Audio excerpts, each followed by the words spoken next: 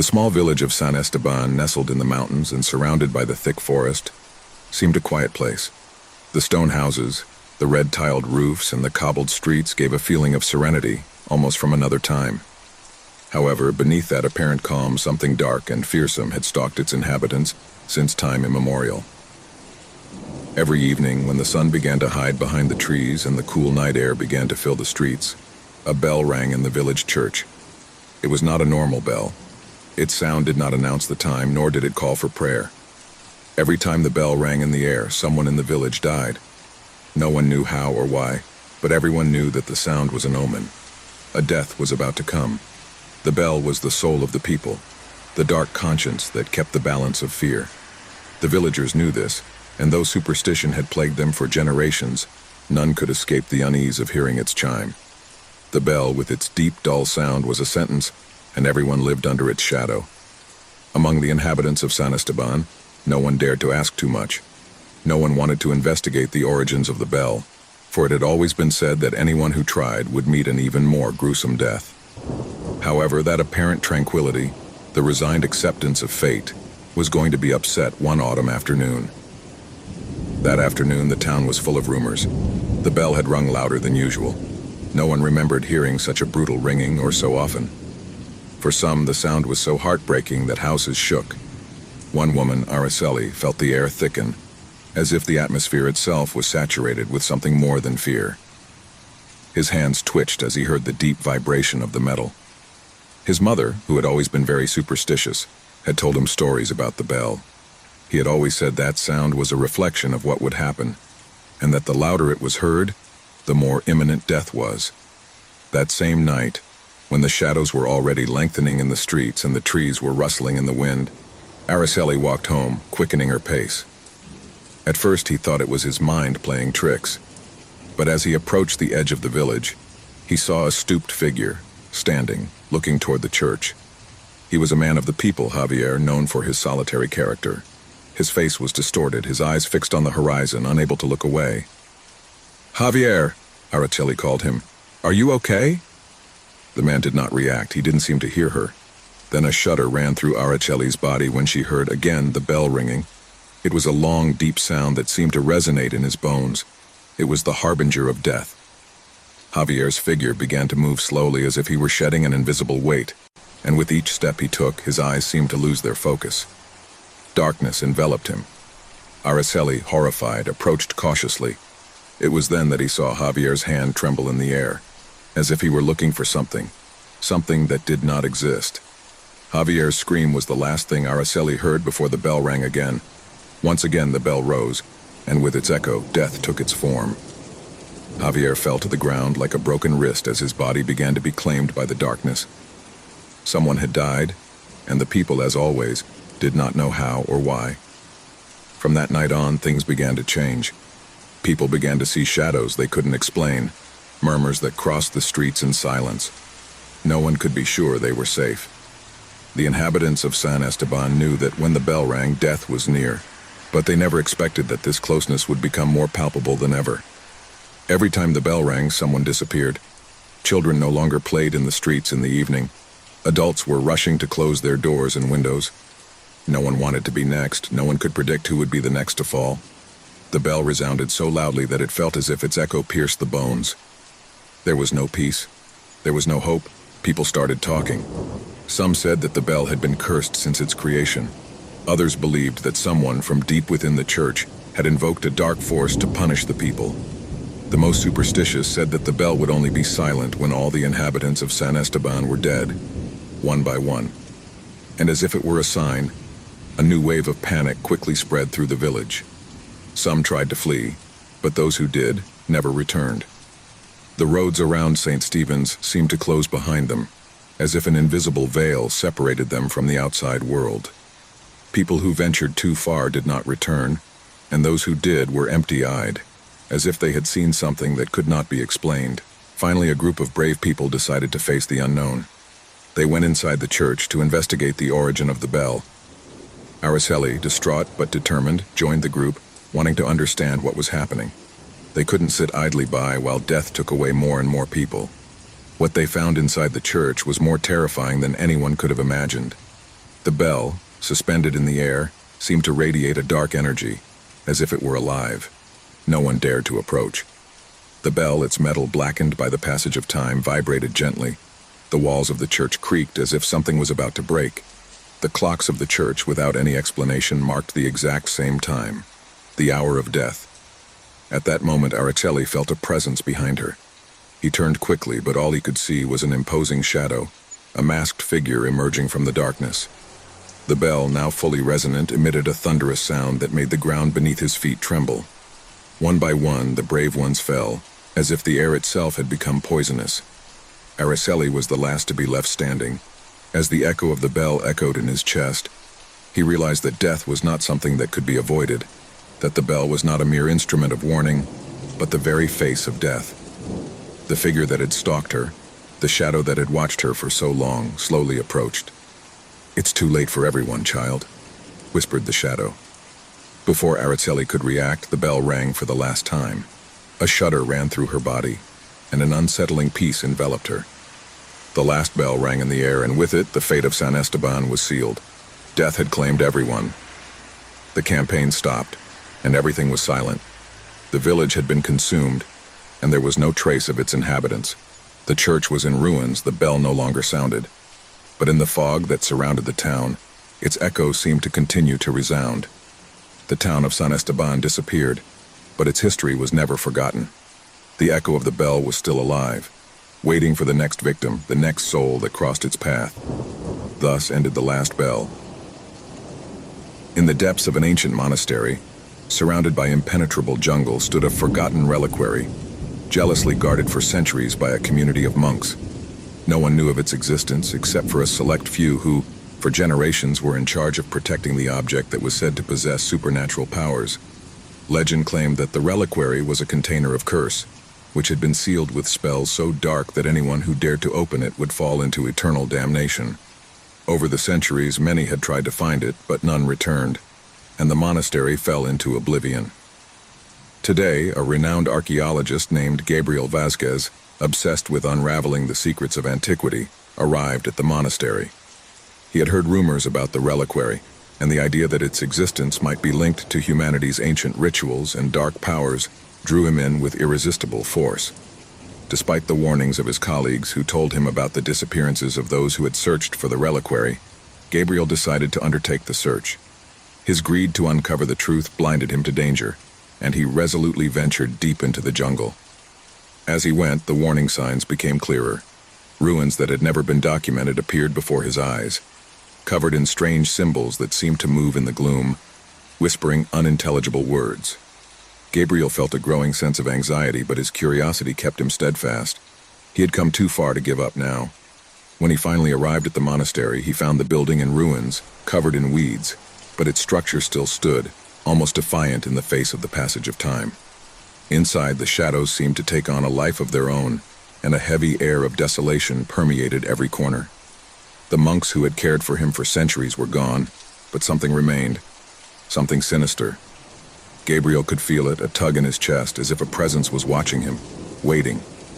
He went into the heart of the monastery, an ancient room that seemed untouched by man in centuries. In the center of the room, on an altar covered with dust, rested the reliquary. It was a small object, but it emanated a dense, dark energy, as if it were alive. Gabriel, feeling a mixture of fear and fascination, could not resist the temptation to approach. As he took the locket in his hands, a wave of cold ran through his body. The whispers in the air intensified, and the room seemed to become even darker. However, Gabriel couldn't stop looking at him. At that moment, a spark of doubt crossed his mind, but greed overpowered him. He opened the locket. From that moment on, the world around him changed. Shadows that were once static began to move, taking on distorted and grotesque shapes. A dark figure emerged from the gloom, its red eyes glowing with an evil intensity. It was the spirit of an ancient monk, whose soul had been trapped in the reliquary for centuries, doomed to wander among the plains of the world of the living and the dead. The spirit began to whisper words in a forgotten language, and Gabriel felt his soul tremble, as if the words themselves pierced his mind. The figure approached slowly, floating in the air, and its red eyes locked onto Gabriel's. A sense of indescribable horror came over him. He could feel the cold presence of death beside him, a death that watched him, waiting. The ground began to shake and Gabriel backed away, terrified. The walls closed around him, as if the monastery were alive, trying to devour him. With each step back, the whispers became more intense, more urgent. Gabriel tried to flee, but the doors of the monastery closed with a deafening roar, and a dark shadow surrounded him completely. His breathing became erratic, and his mind began to wander. He was no longer alone. He felt presences around him, dark figures watching him in silence, waiting for his fall. The monk's spirit was advancing toward him, an invisible force pressing on his chest, making it difficult for him to breathe. The darkness surrounded him, consumed him, and Gabriel could no longer distinguish between reality and the nightmare that was unleashed around him. As the darkness advanced, Gabriel could hear a wail, as if the very walls of the monastery were weeping in agony. The monks who had guarded the reliquary, those who had sacrificed themselves to seal it, were now rising from their graves. Their rotting bodies walked through the shadows, crawling toward him, as if trapped in a prison of eternal death, seeking revenge for the breaking of the seal that had kept the dark forces at bay for centuries. Gabriel tried to scream, but his voice choked in his throat as if something was strangling him. He couldn't move, he couldn't breathe. The terror had completely paralyzed him, and all he could do was look around while the shadows closed in on him. The monk's spirit drew closer, and Gabriel could feel the coldness of his breath on his neck. The last whisper he heard was that of a warning. Death is never forgotten. Death never forgives. Suddenly, a flash of blinding light enveloped him, and the monastery began to crumble around him. The shadows, the figures, everything disintegrated, and the room was plunged into absolute silence. Gabriel was in the center of a dark void, floating in the abyss, without a body, without a soul. The reliquary had served its purpose. He had claimed what belonged to him. And so, the legend of the reliquary of death was fulfilled. No one else would attempt to challenge the limits of the cursed object. The locket, now empty, was sealed again, waiting for its next challenger, its next soul to consume. After years immersed in the emptiness of loneliness, a man finds himself trapped in a cycle of anguish and silence that seems eternal. The house, an old and gloomy building, has been his only refuge, but it soon becomes his worst prison. The walls that had given him shelter become a constant threat, full of murmurs and whispers that grow with each passing day. As the nights lengthen and darkness takes over every corner of the house, the feeling of being watched intensifies. What starts as simple noises from the old house, the creaking of the woods, the hum of the pipes, turns into something much more disturbing. Man, who has lived for years apart from the world, begins to hear a voice. It's low and whispering, almost inaudible, but enough to chill the blood of anyone in its place. At first, he convinces himself that he is imagining things. Loneliness is driving him crazy. After all, I've never experienced anything like it before, but the voice doesn't stop. It doesn't matter how hard you try to ignore it, how loud the music is, or how tight you keep the windows. The whispers come in clearer and clearer, until finally they are heard as if they were a palpable presence, nestled within the very walls of the house. Those whispers don't seem to have an end. They seem to come from the cracks, from the inside of the rotting wood, from the very earth on which the house was built. Every word she hears seems like a heavy burden settling on her mind, bringing with it painful memories she had buried years ago, memories she refuses to remember, but which the voice seems to uncover around her. As the days go by, the house becomes more claustrophobic. The walls, which once offered her a refuge, now feel like a trap. The voice, now clearer and full of despair, constantly stalks him. He speaks of dark secrets that he himself had forgotten, of events that he had deeply repressed. He remembers his mother's blank look when she left him at the door of his grandparents' house, the days they spent not knowing if he would ever see her again, the voices whispering about family betrayals and secrets that should never have come to light. The tension grows, and the man begins to feel harassed not only by the voices, but also by the atmosphere that surrounds him. The shadows seem to move on their own, and the lights in the house flicker for no apparent reason. The air becomes dense, as if the house itself were alive, breathing with it, waiting for something. The anxiety grows as the voices become clearer, more urgent, as if each word is a dagger piercing his soul. On one of the darkest nights, When the clock strikes the time when everything seems to be at its lowest, the voices finally reveal the source of their suffering. They are not simple echoes of the past. They are not simple forgotten memories. They are the voices of those he has wronged, people he has abandoned, betrayed, and left behind in his lonely life.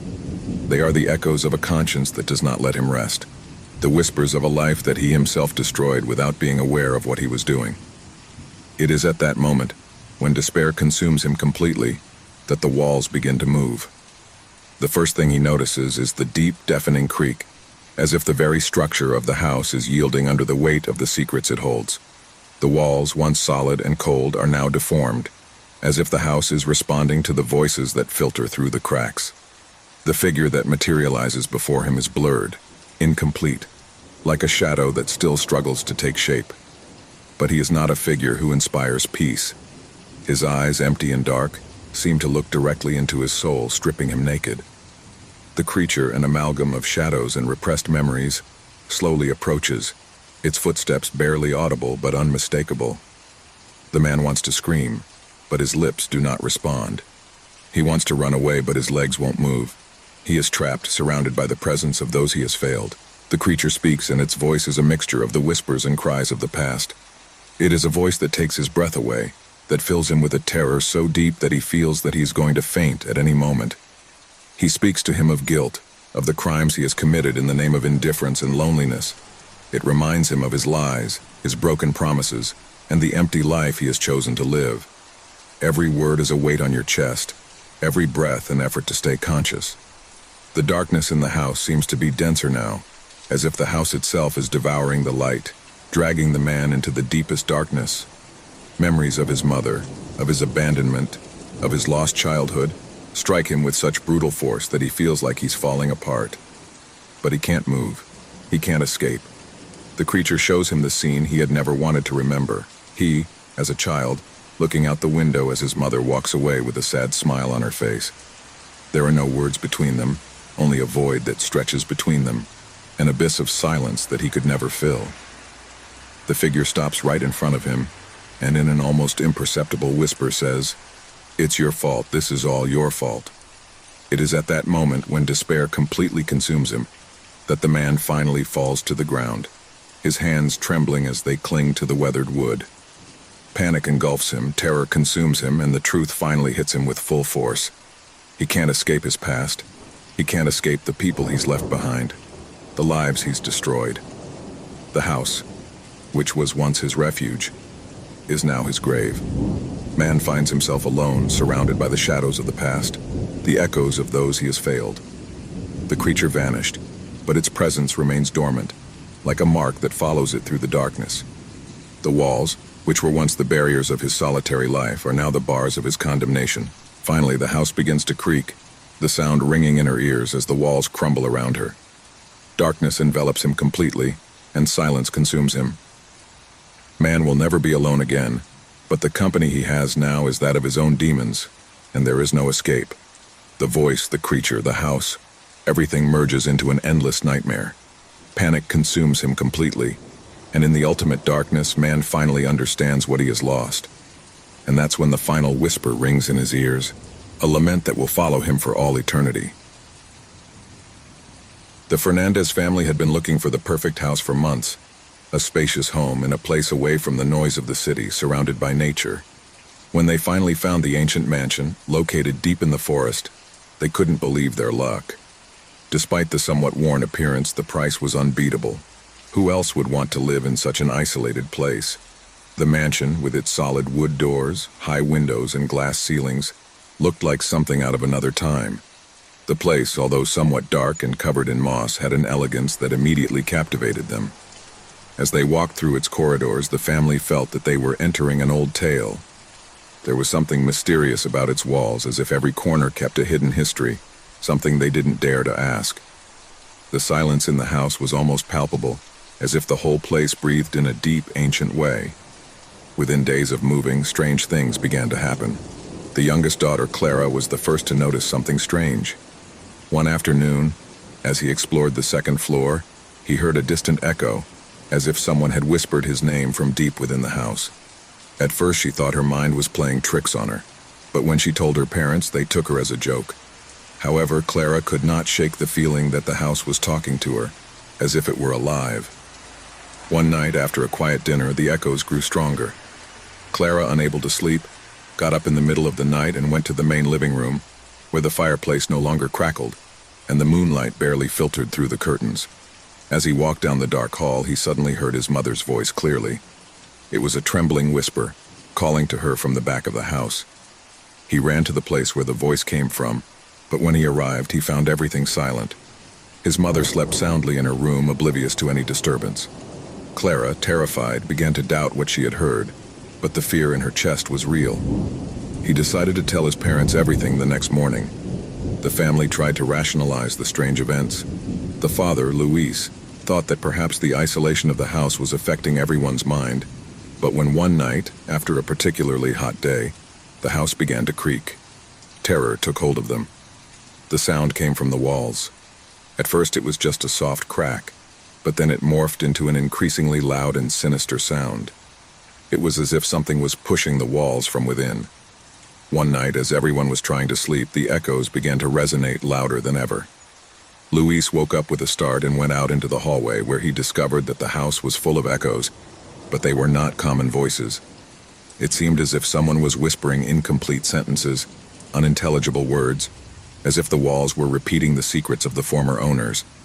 The echoes became clearer and clearer, and began to form words that, although incomplete, gave a feeling of indescribable discomfort. Luis, restless, began to investigate the history of the mansion. He found that the previous family had lived there for generations, but what surprised him most was the fact that none of them had survived the house. They had all moved, but something had forced them back, something dark and persistent. No one had ever grown old living in that house. Each member of the family had died young, mysteriously. The house seemed to devour the lives of those who dared to inhabit it. Luis began to suspect that the echoes they heard were not just sounds from the past, but were the voices of those who had lived and died in the mansion. The walls not only whispered their secrets, they retained them. There was something evil about that place, something that trapped souls and held them prisoner. One night, Clara couldn't take it anymore. She ran out of her room, disoriented, as if she were being called by something invisible. She ran through the halls, the echoes following her, calling her name over and over again. When he reached the main hall, he stopped in his tracks. In front of her, in the mirror on the wall, she saw a figure. It was his mother, but his eyes were empty, hollow, as if the woman he saw was but a shadow of his former self. The figure smiled in a strange, twisted way, while his lips formed words that Clara could not understand. Terror invaded her, but she could not move, as if the house had trapped her in that very place. In the distance, the echoes began to rise, louder, clearer, until they became desperate cries. They were the voices of the former inhabitants of the mansion, calling for help, warning that it was too late. Luis came running to the classroom when he heard Clara's scream, but what he found left him paralyzed. There was no trace of her. Only the resounding echo of his name remained, repeating itself on the walls. In desperation, Luis tried to call the police, but in doing so, he discovered that the phone lines in the house were cut. No one outside that place could hear them. The family realized they were no longer alone.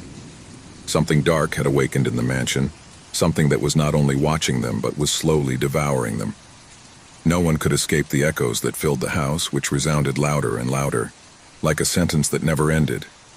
As the weeks passed, the family began to fall apart. The echoes not only caught their voices but also their minds. Their memories became distorted. Their emotions became erratic. Luis began to lose his sense of reality, and his wife, Anna, seemed to become more and more distant, as if trapped in an endless dream. Clara, for her part, did not stop listening to her mother's voice calling her, urging her to join her in a world where the limits of life and death did not exist. Finally, on a particularly dark night, the echoes peaked. The house itself seemed to breathe, and the shadows on the walls began to take shape. The former residents of the mansion materialized before them, and as their screams echoed through the air, the Fernandez family finally understood what it meant to live in that house. It wasn't just a home, it was a prison with no way out, where trapped souls would never stop suffering. The family, already consumed by terror, never managed to escape. At the dawn of a day that never came, the mansion was empty again, but the echoes continued to resound like a warning to those who dared to approach. The House of the Echoes finally had claimed its last victim. A group of hikers decided to venture into one of the most mysterious caverns in the country, a place known for its depth and dark secrets. The cave, located in a remote mountainous region, was famous among caving enthusiasts, but few dared to explore it completely due to the legends that revolved around it. It was said that those who entered beyond a certain point never returned, and although many took it as simple old wives' tales, the sense of unease was palpable. It was a gray day when the group, made up of 5 people, entered the cave. The expedition had begun with enthusiasm and laughter, sharing anecdotes and enjoying the thrill of the unknown. As they made their way through the narrow corridors, the air became denser and the temperature dropped, but still, no one seemed worried. Their lanterns cut through the darkness, creating long, twisted shadows on the rock walls. "Just a few more minutes, and we'll get to the deepest point," said Andrew, the group leader, with a confident smile. "It will be a challenge, but we will get through it without a hitch." But something began to change. At first, it was just a sensation, something subtle that others didn't seem to notice. A strange pressure in the air, as if the darkness itself were absorbing the light from their flashlights. As they advanced further and further, the cave seemed to transform. The corridors became narrower, the rocks sharper, and a piercing cold penetrated to the bone. "Why don't the flashlights shine well?"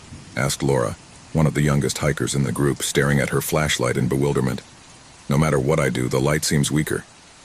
Andrew frowned, adjusting the light of his own flashlight, but he also noticed that the light was not as powerful as it should be. "It must be some kind of reflection or something with the walls," he said in a reassuring tone. "Humidity probably plays tricks." However, as they advanced, the darkness seemed to engulf them more and more. The walls of the cave were strangely smooth in places, as if the rock had been molded by an invisible hand. The sounds of their own footsteps became more and more muffled, as if the air was absorbing every noise they made. And in the silence, something began to disturb them even more. It wasn't just fear, but a deep, growing sense that something was watching them, stalking them from the shadows. "Did you hear that?" muttered Carlos, another member of the group. Everyone stopped and listened, but the silence was deep. There was no trace of life in the air, only an abyss of stillness. "I think it's the echo of our voices," Andrew said, trying to downplay the situation. "We're in a cave, after all." But no one could shake the feeling that they were not alone. Suddenly, one of the corridors widened, offering a small cave inside. The group decided to go inside, thinking that maybe it was the perfect place to get some rest before continuing their exploration. However, as soon as they entered, the air seemed to become heavier, as if something was accumulating around them. Laura looked around nervously. "There's something weird about this place. It's like vibrating." Carlos began to move through the space, touching the walls of the cave. "Nothing weird here, just rocks," he said, but his voice sounded unconvinced. Suddenly he stopped and looked at the ceiling. "What's that?" Everyone looked up, and a shiver ran down their spines at the sight of the strange marks on the walls. They looked like hand-carved symbols, although they were completely unknown. Some of them twisted and bent in almost unnatural ways, as if they were alive. "It's like he's cursed," Laura said, her voice trembling. Andres frowned, trying to rationalize the situation. "They're probably just marks made by ancient explorers. Come on, let's not panic." But panic was beginning to seep into their minds. The cave no longer felt like a simple abandoned place, but like something much darker, something that had been waiting for its arrival. The light from the flashlights flickered once more, and this time it wasn't because of the humidity. "We have to get out of here," Carlos said, his voice strained. "This doesn't feel right. We need to get back to the point of entry." "Okay," Andrew replied, "but we need to find our way back first." As they tried to find their way around, they began to realize that the hallways were not the same. The road by which they had come seemed to have vanished. Each time they advanced, the terrain seemed to change, twisting and bending in ways they couldn't comprehend. The cave seemed to be alive, changing according to its movement, as if it was trapping them in an endless maze. Why does everything look different now?" murmured Laura, her voice breaking. "This cannot be possible." Suddenly, the sound of something ripping at the rock broke the air, followed by a low whisper gliding through the cave. It was a strange sound, almost as if someone was walking in the shadows, too close to be ignored. "We are being watched," cried Carlos, his face pale with terror. A figure suddenly appeared before them, emerging from the shadows with frightful slowness. It wasn't fully human, but it wasn't a completely unknown creature either. His body seemed to be composed of an amalgam of rocks and shadows, and his face was a distorted mask, devoid of clear features. There were no eyes, only a deep darkness that seemed to absorb the light from the lanterns. "What the hell is that?" Laura shouted, recoiling in terror. The figure slid closer, the air around him growing colder. The sense of panic increased, and their hearts were pounding, as if they could hear the creature's heartbeat echoing in their chests. "Run!" shouted Andrew as the creature slithered toward them. But the way out seemed to have vanished completely, as if the cave was holding them back, sealing off all possible escape routes. The creature came even closer, its form fading and reappearing as if it were between the worlds. In an instant, one of the flashlights went out, plunging them into an even deeper darkness. "We can't stay here. He's going to catch us," shouted Laura, taking Carlos's hand. "We have to." But the creature was above them, and the darkness enveloped them completely. Fear, terror, and panic took hold of them. There was no escape, and then everything went out. The house stood lonely, surrounded by trees that seemed to whisper to each other with each gust of wind. Its facade, aged by the passage of time, crumbled to one side, but its structure remained imposing, like a shadow that hid forgotten stories. For Laura and her family, this place represented a new opportunity, a fresh start after years of hardship. They moved without much thought, attracted by the apparent tranquility of the countryside and the promise of a home that could offer them peace. It was a rainy Monday when they arrived, the water pounding against the windows furiously, but nothing seemed to break the solemn atmosphere around them. The mother, Laura, watched nervously as her children, Alan and Sophia, ran around the house exploring every corner while she organized the first boxes. The air smelled of old wood, but despite the humidity that permeated everything, the house seemed to have a presence of its own, something that could never be ignored. The first hours passed without any notable incident. The children laughed, and Laura tried to organize the kitchen, which was larger than she had imagined. But soon they began to notice something strange: the echoes. At first they thought it was part of the place, that the old walls amplified the sounds, but the truth was much more terrifying. It all started when Laura called her children for dinner. "Alan, Sophia, dinner is ready," he shouted from the hallway. But what he answered was not the voice of his son or daughter, but a deep, guttural voice that seemed to come from the walls themselves. "Laura," the voice whispered, but it wasn't she who was listening to it. It was an alien voice, deep, ancient, that slipped through the house like a shadow. Laura thought it was a joke, but her children's eyes widened when they heard the answer. "Did you hear that?" asked Alan blankly. Laura tried to calm the children, assuring them that it was just the sound of the house, but as the days passed, the echoes began to become more persistent. At first, the voices only repeated what was being said, but soon they began to alter the words. "Laura, look for what you forgot," he whispered once, while Laura, alone in the library, turned slowly at the bewildering message. What had I forgotten? I couldn't remember. The echoes began to take on a more tangible form, as if the voices could see something she didn't. As she explored the house, she found old photos in the attic, faded images of people she didn't know. One of the portraits caught his attention, a man with a grim expression looking toward the camera with eyes full of despair. The house had secrets, and the echoes were just the beginning. One night, while the family was having dinner in the dining room, Sophia asked something that made the air freeze. "Mom, who is the man in the attic photo?" he asked innocently. Laura felt a chill run down her spine. She hadn't mentioned anything about the photo. "What man?" he muttered, but before he could ask, the voice of the man in the photo spoke in the dining room. "Look at what you're hiding." Panic gripped Laura, but she still tried to rationalize what was happening. The voices were echoes, nothing more than that. But every time someone spoke, the echoes responded, and over time they began to reveal darker secrets.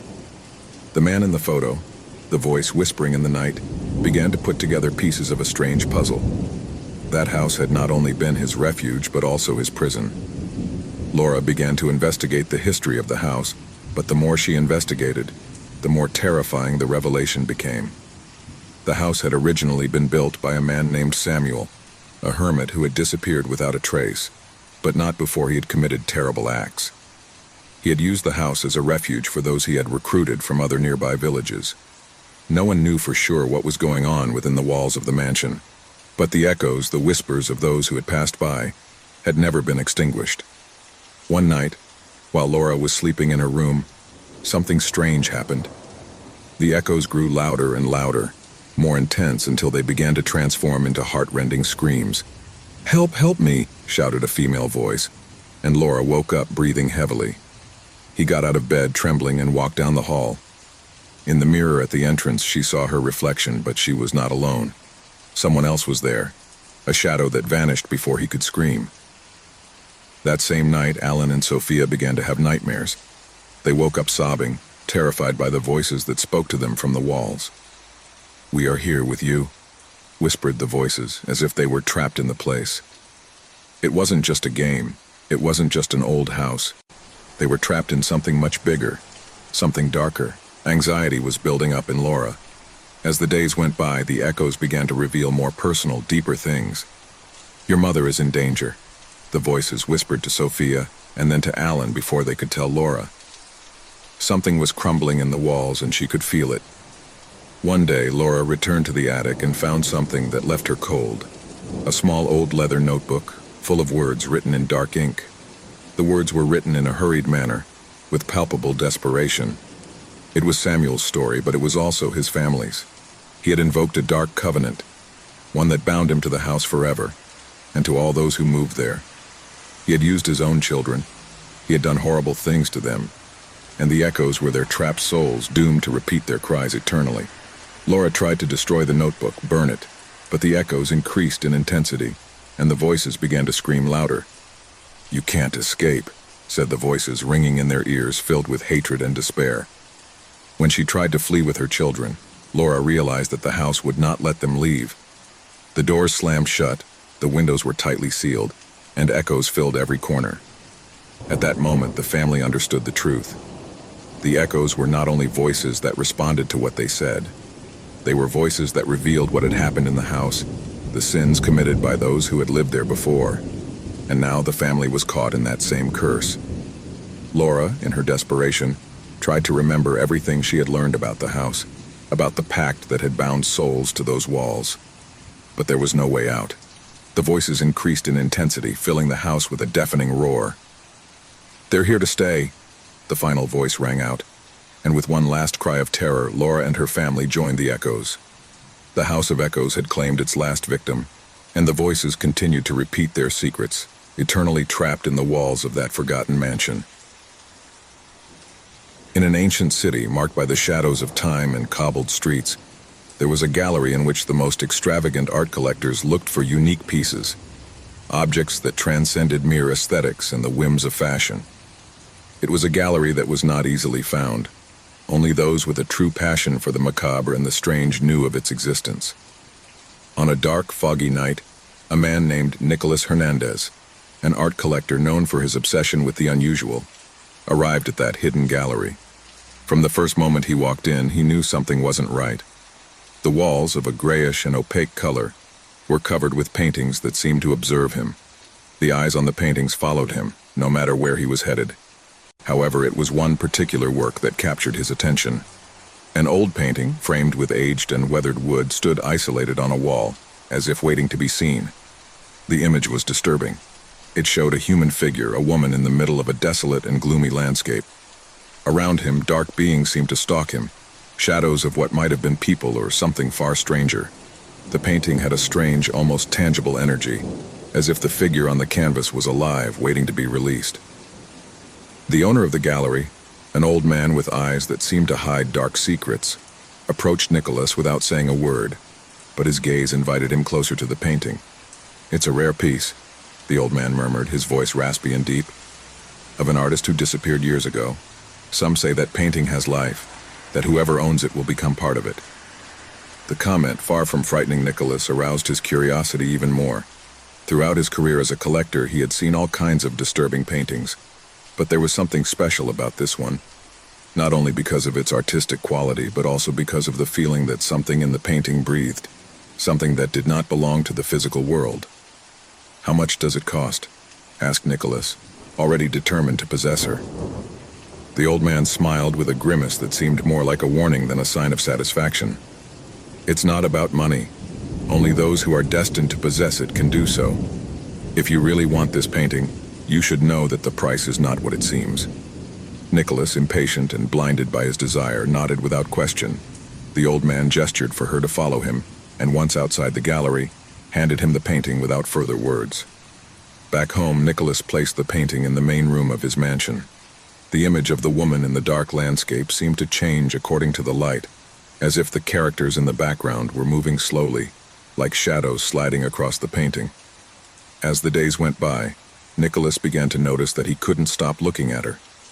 He felt attracted to her, as if something invisible was calling him to observe her more closely, as if the woman's figure was watching him. One night, as I sat in front of the painting, an inexplicable chill began to run through the room. The woman's figure seemed to come to life, her face distorted into an expression of anguish. Nicholas felt a chill run down his spine, but he couldn't look away. Characters who were previously shadows in the background now moved more clearly.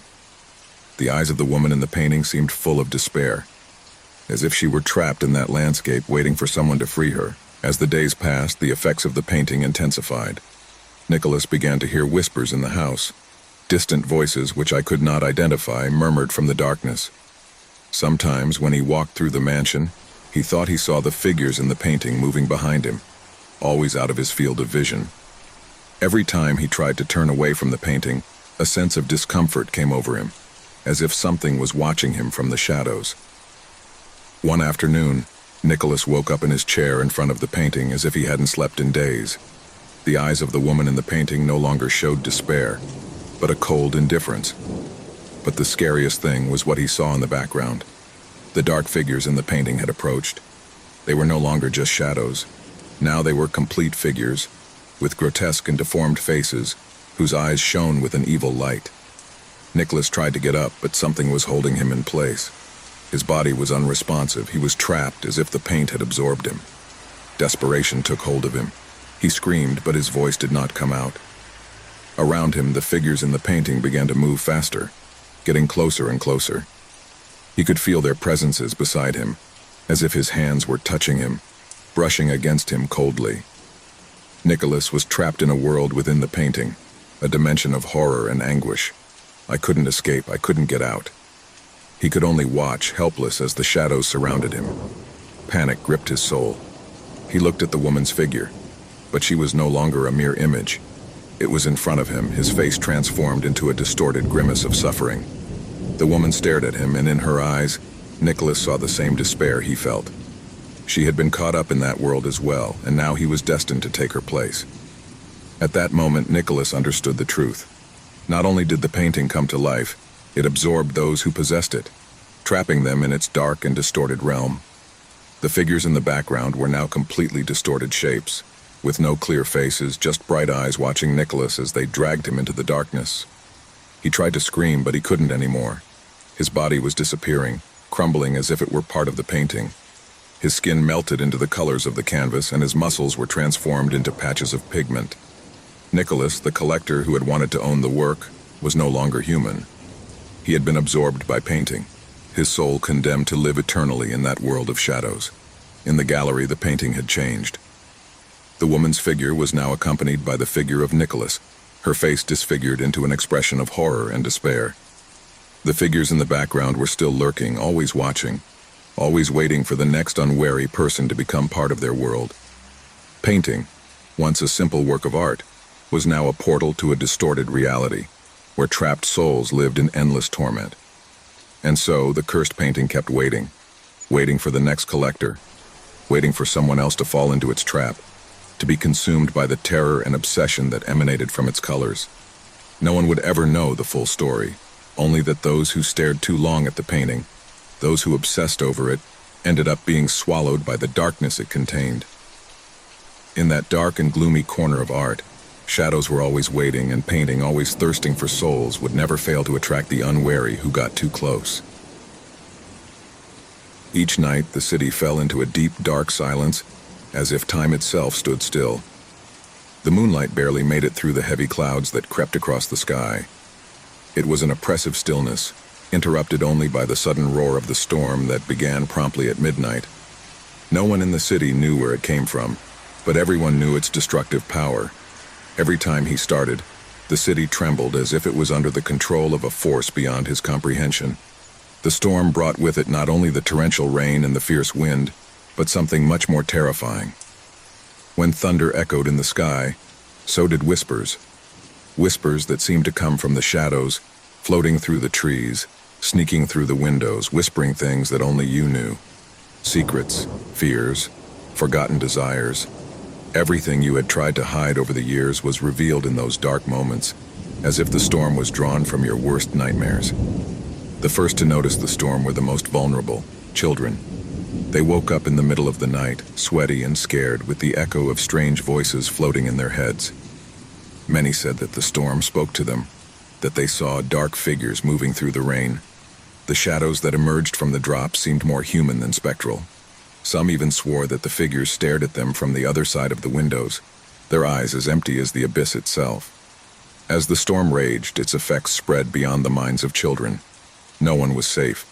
Adults were beginning to lose their sanity. The city, which once seemed to be at peace, was transformed into a place full of murmurs and disturbing whispers. The empty streets were not enough to avoid the feeling of being followed, of being observed. No one could sleep, but no one dared to talk about what was happening. The terror was so deep that even the words felt dangerous, as if talking about the storm brought with it an even worse curse. Of all the people affected, the one who was most affected by the storm was Clara, a young woman who had lived in the city all her life. Clara was strong, skeptical, and had always thought that fear was just a construct of the human mind. But one night, as the clock struck 12 and the storm began to break out, Clara felt for the first time a chill run down her spine. She was alone in her house. The sound of rain beating against the windows was all she could hear, but then the whisper came. First, a faint, barely audible murmur, as if someone were in the same room as her. Clara looked around, but the house was empty.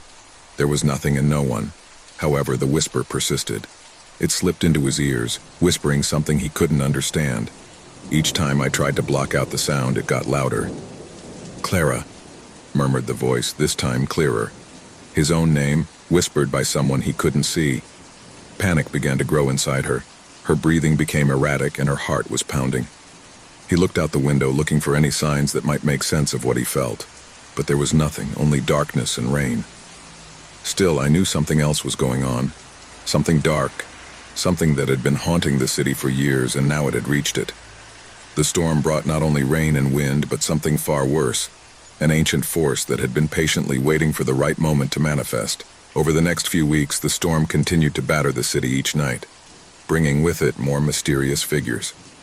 Some of them seemed to be people Clara knew, but their behavior was strange and erratic. Sometimes the figures appeared in the streets, other times in her dreams, always empty-eyed and smiles twisted, staring at her, waiting for her to recognize them. The shadows lengthened and the voices multiplied. Clara no longer knew if she was awake or dreaming, if the storm was really there or if her mind was falling apart. Panic soon took over the city. People began fleeing their homes, seeking shelter in places far from the storm. But wherever they went, the storm followed them. No one was safe. The streets were filled with shadows, with figures that seemed to belong to another world. But the worst thing was that those figures were not strangers. The voices whispering in the darkness were of acquaintances, of loved ones, of those who had once stood by them and who were now nothing more than echoes of a past life. Desperation took hold of the city's inhabitants, but there was no escape. There was no end to the storm, and its effects were becoming more and more terrifying. Houses began to collapse, lights suddenly went out, and dark figures became more aggressive. Some tried to resist, clinging to the hope that it would all end at dawn. But that hope was quickly extinguished. Clara, now on the verge of madness, decided to face the storm once and for all.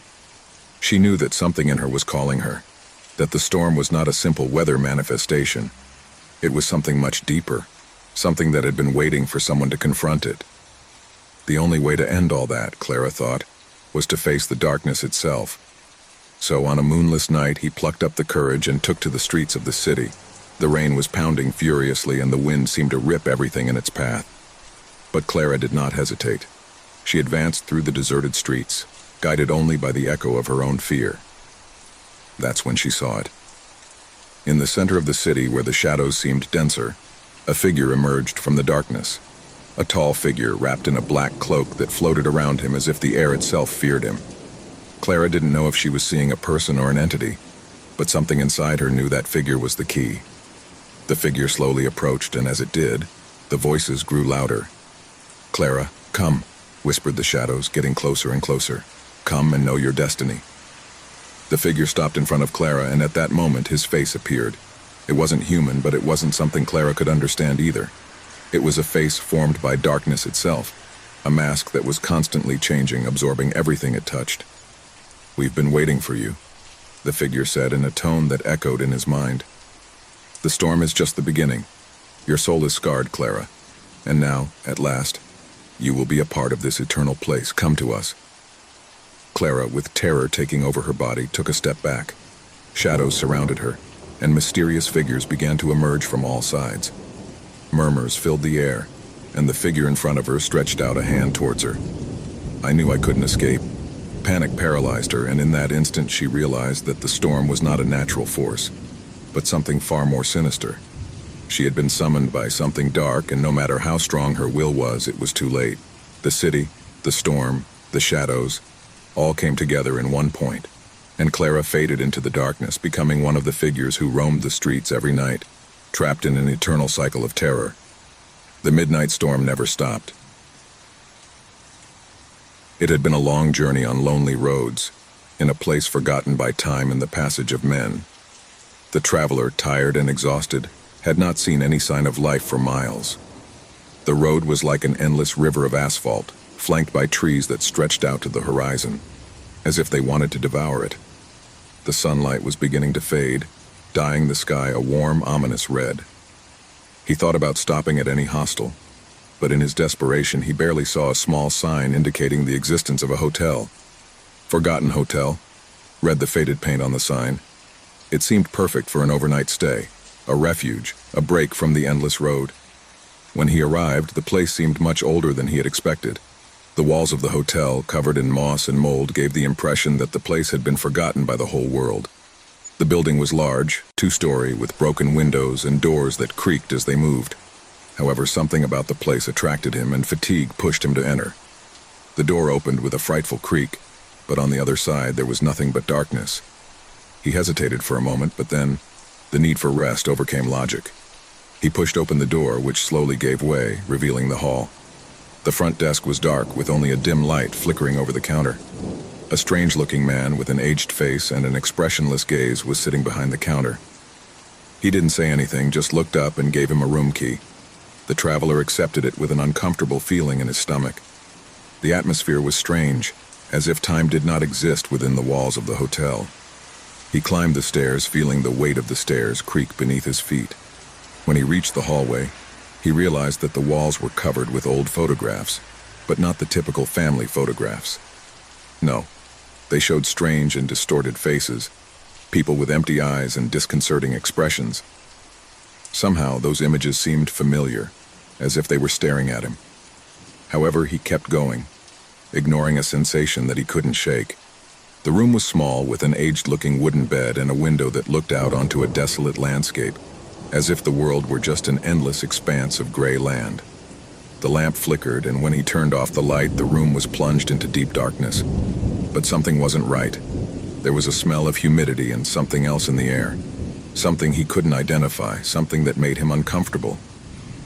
He went to bed, but he couldn't sleep.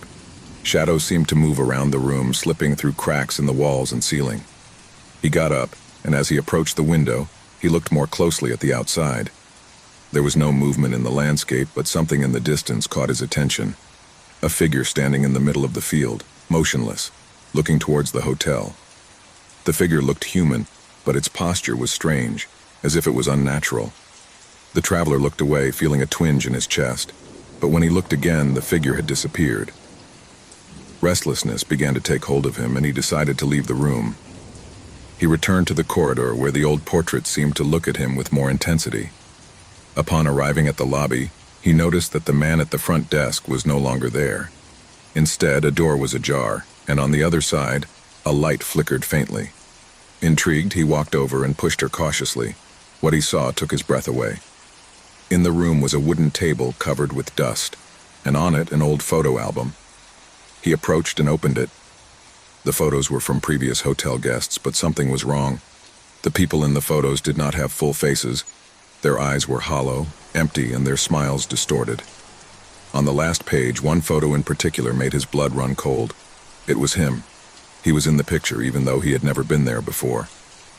The image showed his face with empty eyes and a macabre smile that froze his soul. Suddenly, the ground beneath his feet began to creak, and a deafening sound, like a murmur of whispering voices, filled the air. The walls began to shake, and the traveler felt as if the shadows in the corridor surrounded him. In horror, he noticed that the figures in the photos seemed to come to life, their empty eyes fixed on him as their lips formed mute words. Suddenly, one of the figures detached from the photo and dissolved into a dark fog that began to envelop him. Fear invaded him completely. He ran to the door, but before he could reach it, the figure in the photograph appeared before him, now a grim specter, with a sinister smile that seemed to mock his despair. The figure stretched out its hand towards him, and the traveler, unable to move, felt as if the air were escaping from his lungs. Every corner of the hotel was filled with voices whispering dark secrets about everyone who had been there before him. The hotel's former guests, those who had disappeared without a trace, were now part of an eternal curse. The traveler, in his attempt to escape, ran to the exit, but in the hall he saw the walls crumble, photographs falling from the walls, and figures in the photos sliding toward him closer and closer. He tried to open the door, but it was sealed, trapped inside the hotel. In a last-ditch attempt to find a way out, he stepped into the darkness of the hallway, but the sound of whispering voices surrounded him completely. All he could hear was a distant echo, one last warning: no one leaves this hotel. The hotel, that crumbling construction that seemed to be on the edge of nowhere, swallowed the traveler, and his soul was trapped next to the former guests, condemned to repeat their agony over and over again. The shadows of the hotel continued to lurk, awaiting the arrival of another lone traveler who would fall into its trap, unable to escape the horrors that lurked within its walls. The dense air inside the cave felt even heavier with the rustling of rocks falling around it. The hikers had barely had time to react before the ground crumbled beneath their feet, falling into a dark, cold darkness. When at last the noise of the rocks died down, they found themselves in a vast subterranean space with the walls of the cave extending upwards like gigantic pillars, and the ceiling seemingly so high that the human eye could not see the end. However, the most frightening thing of all was the silence. A silence so dense and crushing that it seemed to devour every sound, every whisper, every breath. They had come with the intention of exploring, but now they were trapped, with no way of knowing if there was a way out, or if they would ever see the light of day again. Their lanterns flickered faintly in the darkness, as if the shadows themselves wanted to take hold of them. Dust-covered bodies with some superficial wounds from falls were trying to gather around a small illuminated area. Mark, the leader of the group, was the first to react, looking up at the cave walls for any sign of a way out. His breathing was rapid, his mind trying to process what had happened. Was there a way to escape? There didn't seem to be a clear path, just the cold, rocky walls that surrounded them. Emma, his longtime companion, came up to him, her face pale and full of fear. She didn't say anything, just held onto his arm tightly. "We have to look for a way out. This can't be the only thing," Mark said, his voice trembling but determined. The group, which had arrived as a simple excursion, was now caught up in something much more terrifying. Every step they took seemed to bring them closer to an even deeper abyss, an abyss in which not only physical darkness enveloped them, but also the anguish and despair that began to take hold of them. In the midst of the chaos and bewilderment, suddenly, something changed. Faint whispers, barely audible, began to fill the air. The group members stopped, their hearts pounding. The whispers were empty, as if coming from the very walls of the cave. There was no clear source, but everyone could feel them, like a presence moving, waiting. Fear began to grow within them, like a tangible presence surrounding them. "You heard that, didn't you?" asked Liam, one of the younger hikers, looking around with eyes full of dread. No one answered. Everyone was listening, but the silence remained like a veil over them, increasing the feeling that someone was watching them. "We must keep walking," Mark said finally, his voice breaking but firm. "Maybe we can find a way out if we keep moving forward." He tried to restore the calm that everyone was beginning to lose, but deep down, he knew that anxiety was consuming him as much as everyone else. With slow steps, the group moved forward, their flashlights illuminating the contours of the walls. The sound of his footsteps echoed through the vastness of the cave, as if the echo of each movement multiplied, amplified by the darkness. The air grew denser with each passing second, and the feeling of being watched only intensified. They spent what seemed like hours walking in circles, but no matter how far they went, they couldn't find a way out. Each turn led them to a new fork in the underground labyrinth, but none seemed to lead to anything more than a new darkness, deeper and more unnerving than the last. The fear was accumulating like a constant pressure on her breasts. The flashlights began to flicker, as if the batteries were running low, but everyone knew that was impossible.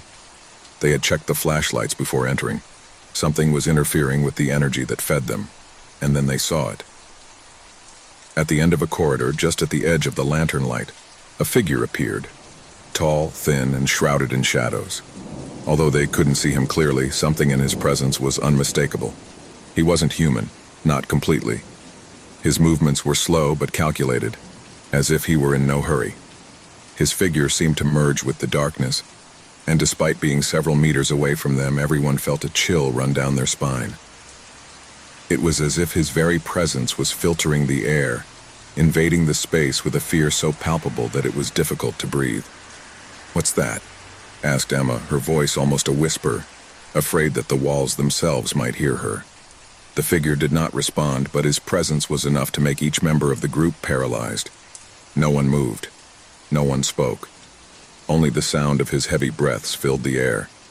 Something inside them was telling them that if they got any closer, if they tried to move a single muscle, something terrible would happen. Suddenly, the figure moved towards them, slowly moving forward, its face never fully visible. Each step seemed to increase the weight of the fear that enveloped them. The tension in the air became unbearable, as if everything was about to break. Mark, fighting the terror that paralyzed him, took a step back, trying to get away from the figure, but something stopped him. An invisible force seemed to press on his chest, preventing him from moving. "We can't stay here," shouted Liam, but his voice was filled with panic and despair. He tried to run, but his legs didn't respond, as if the ground itself had become unforgiving, unable to support his weight. The figure was getting closer, and now Mark could see something that made his blood run cold. Instead of a human face, what he saw was a void, an abyss in the place of the eyes, where there was only darkness. The figure began to speak, but his words were incomprehensible, swept away by a distant echo that seemed to come from everywhere. "This is the end," the figure whispered, his voice echoing in their minds. "There is no escape from the abyss. This is where it all ends." Terror seized them in an instant. There was no way out, there was no hope. The abyss had claimed those who had tried to escape.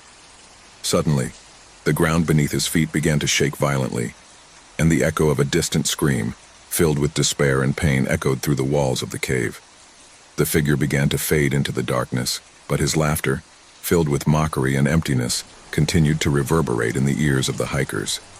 The last memories they had before succumbing to the abyss were the laughter and muffled screams, and the sound of rocks falling on them, as if the cave itself was closing its doors forever. The guardian of the abyss had served his purpose, and with his last laugh, the group of hikers disappeared, forever trapped in the endless darkness. Since time immemorial, the small town of San Sebastian had lived under the shadow of a mysterious bell that could be heard in the distance. The bell, an ancient piece of bronze that hung atop the village church, had a sound that echoed through the mountains. It was not just any bell, its toll was heard in moments of great anguish, marking the proximity of death. As the years passed, the villagers began to get used to it, but they also learned to fear it. When the bell rang, someone was going to die, and everyone knew it.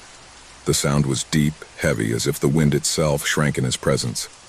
Some said that it was the voice of a soul trapped between two worlds, while others claimed that the bell was cursed, condemned to ring every time the life of an inhabitant was extinguished. The elders of the village remembered that it had been installed generations ago by a priest who disappeared without a trace. No one had ever managed to decipher the true origin of the bell. Everyone was afraid to approach her. The people had survived generations of suffering, always with the same curse lurking.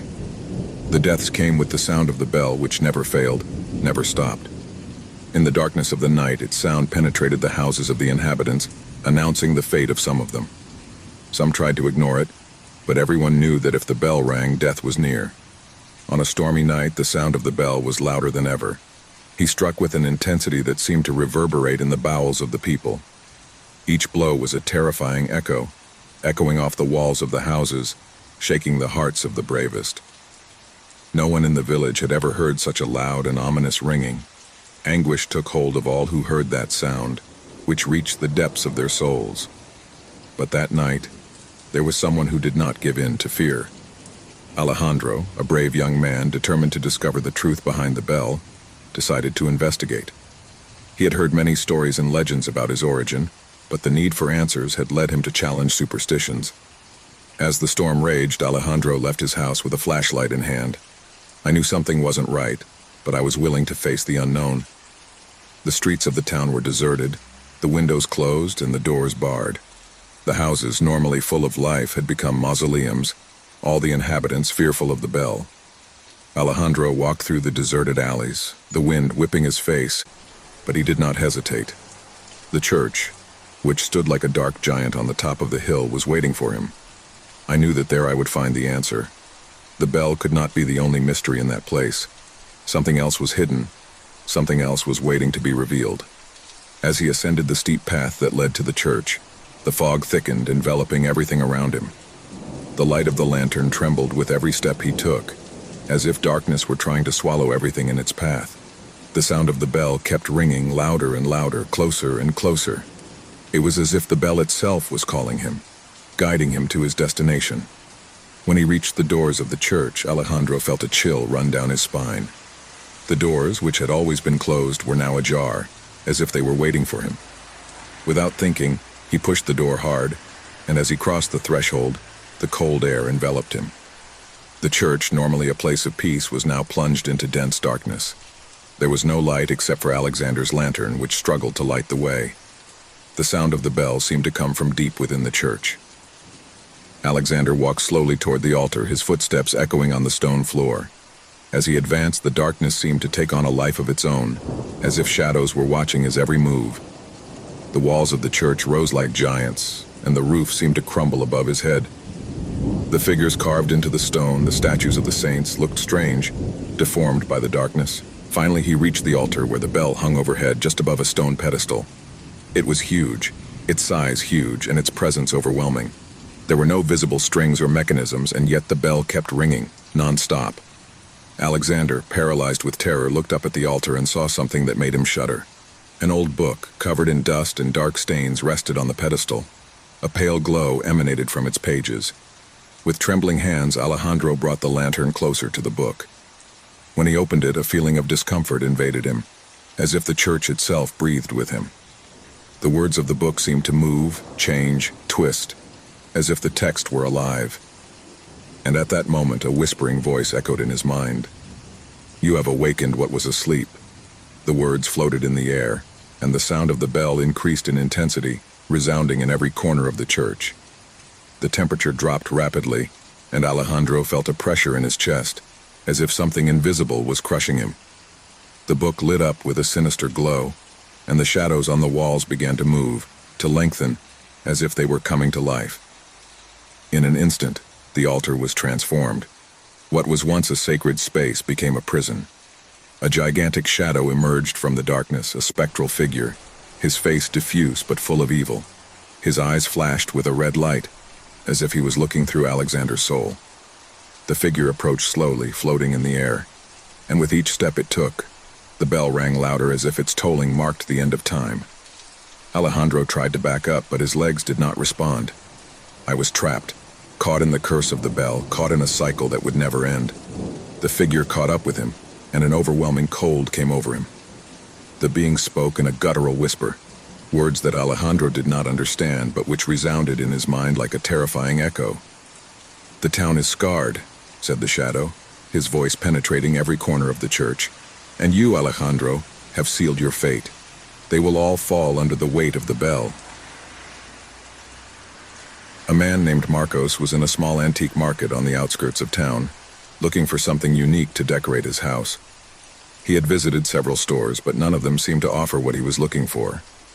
The sun was beginning to set, tinting the sky a faint orange, as soft light illuminated the old, dusty objects that lined the shelves. There was something special about that market, something that attracted the curious and lovers of the old. However, she did not know that that afternoon would change her life forever. In the far corner of the antique store, something caught his eye. It was a mirror covered with a black velvet cloth. Its frame, carved from dark wood, seemed centuries old. But what really captivated Mark was the strange energy emanating from it. Without thinking much, he approached and, with a fearful gesture, lifted the cloth that covered him. The first thing he noticed was the reflection. The mirror did not show the antique shop as one would expect. Instead, it reflected a dark corridor covered in shadows. It was as if, somehow, the mirror was a portal to another place, a place that had nothing to do with the reality I knew. The salesman, a strange-looking and aged man, observed Marcos's reaction. "That mirror, it has a history. He's not like the others," she said in a raspy voice. "It is said that it shows what we do not want to see, what we fear." Mark, intrigued by the mysterious warning, asked more, but the man simply waved his hand. "What you see cannot be erased. If you decide to take it, don't go back to me for answers." Without thinking about it any longer, Marcos paid the price and took the mirror, ignorant of what awaited him. From the moment she placed him in her house, a sense of unease began to wash over her. It was as if something was constantly watching him. I couldn't stop looking at the mirror, but as I did, I began to feel a presence. At first, it was just a whisper in his mind, a passing sensation that he quickly dismissed as suggested by the salesman's story. But as night fell, things began to change. As the daylight faded and darkness invaded his home, he began to notice something strange in the reflection of the mirror. A movement, something that slipped through the shadows of that corridor that appeared in the glass.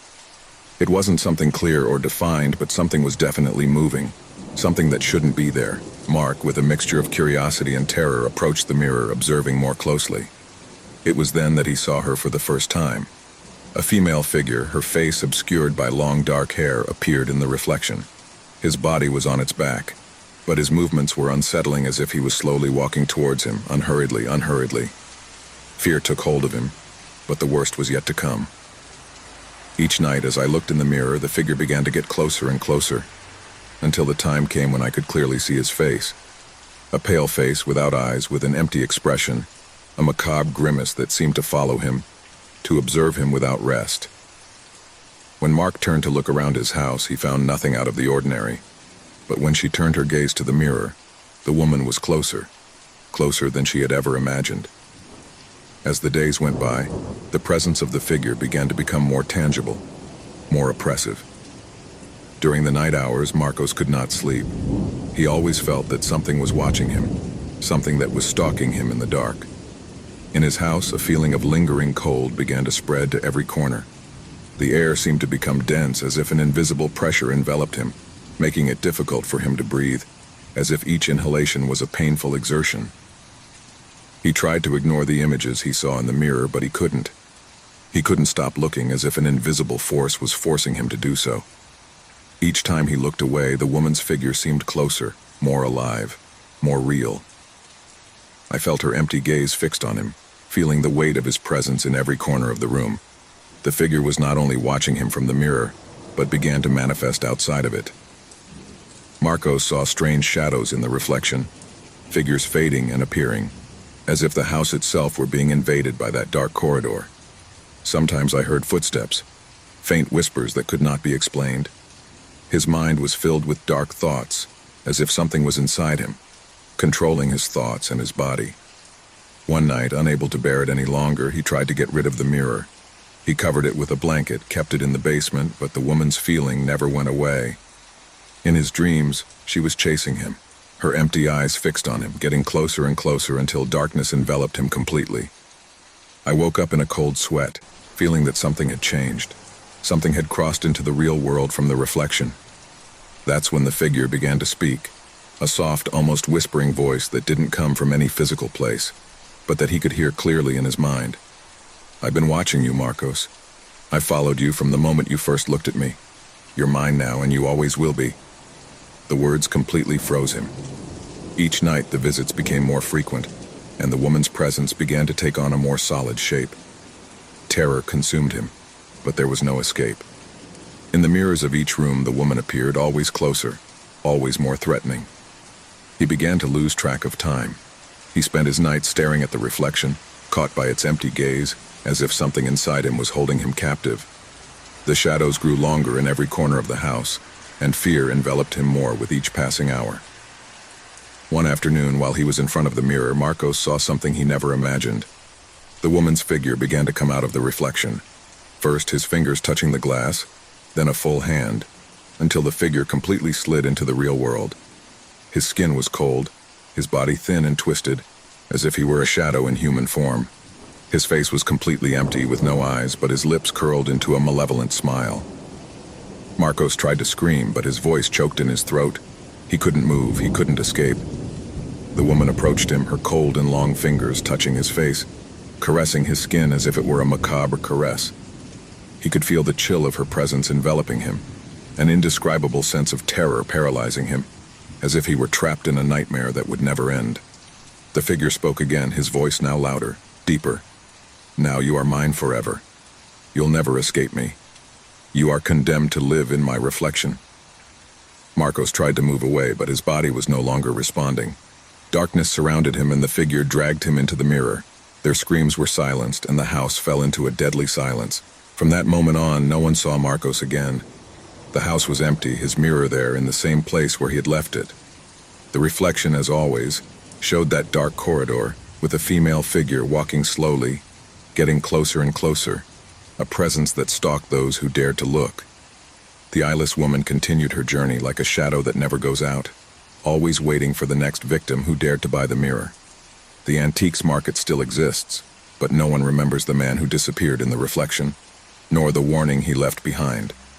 The mirror is still waiting, hidden in a corner, with the figure of the lady watching those who approach, waiting for the right moment to come out again. There was something about the old university that had always troubled Javier. It was a place steeped in history, where the corridors stretched as if they had no end, and the walls whispered forgotten secrets. He had studied there for years, but he had always felt that something strange was hiding behind its ancient walls, something that could not be seen, but could be perceived. His curiosity as a student of history had led him to investigate every corner of that building. However, what he would discover that afternoon would change his life forever. Javier had been trapped in the library until late, as he often did when he couldn't stop studying. He was reviewing some old documents on the history of the university when, among the dusty pages of an old book, something fell to the floor. He bent down to pick it up and found a small key, made of a strange, opaque, almost black metal. It was heavy in his hands, and the feeling it conveyed was not of something ordinary. A strange feeling of uneasiness took hold of his body, a pressure in his chest that he could not explain. Despite the strange vibration emitted by the key, his curiosity got the better of him. He decided to keep it in his backpack, not knowing what connection it would have with what he was about to experience. That night, as he was returning to his room, Javier passed near a corridor that had always seemed desolate and gloomy to him.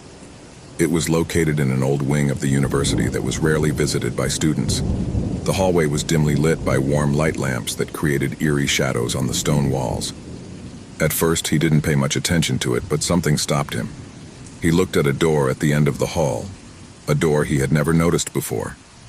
She was almost hidden by a heavy curtain that fell to the floor, and the key in her hand seemed to whisper to her. He felt he had to get closer. The air was thick and cold as Javier approached the door. He didn't know why, but he felt like his heart was beating faster. With a trembling hand, he took the key out of his backpack and inserted it into the lock. The door opened with a dull creak as if it had been closed for centuries. The room beyond was plunged into darkness, but a strange energy emanated from it. Javier took a step inside, and instantly the atmosphere seemed to become heavier, as if the atmosphere was impregnated with something old and forgotten. A strange echo echoed in his ears, as if someone or something was watching him from the darkness. The feeling of being watched grew, and Javier felt that something was not right. His breathing quickened. Then, in the midst of the gloom, something moved. Soft steps, almost imperceptible, but close enough to make his skin stand on end. Javier turned, looking for the source of that noise, but he saw nothing.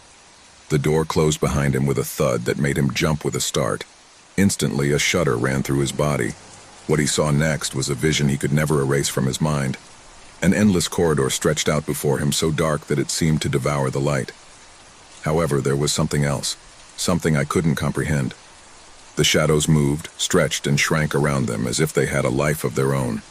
The air became even denser and the silence became unbearable. Then, from the depths of darkness, a voice whispered his name. It wasn't a human voice, nor was it a familiar whisper. It was an unnatural, guttural murmur that seemed to come from the walls themselves. Javier. The voice not only called him by name, but spoke to his soul, filling it with indescribable terror. The shadows began to move more quickly as if attracted by his presence. Javier felt that something was stalking him, that he was not alone, and at that moment a shiver ran down his spine. A sound, similar to a heavy sigh, slid through the walls, getting closer with every breath I took. At first, Javier thought it was his imagination, a simple illusion created by the darkness of the corridor.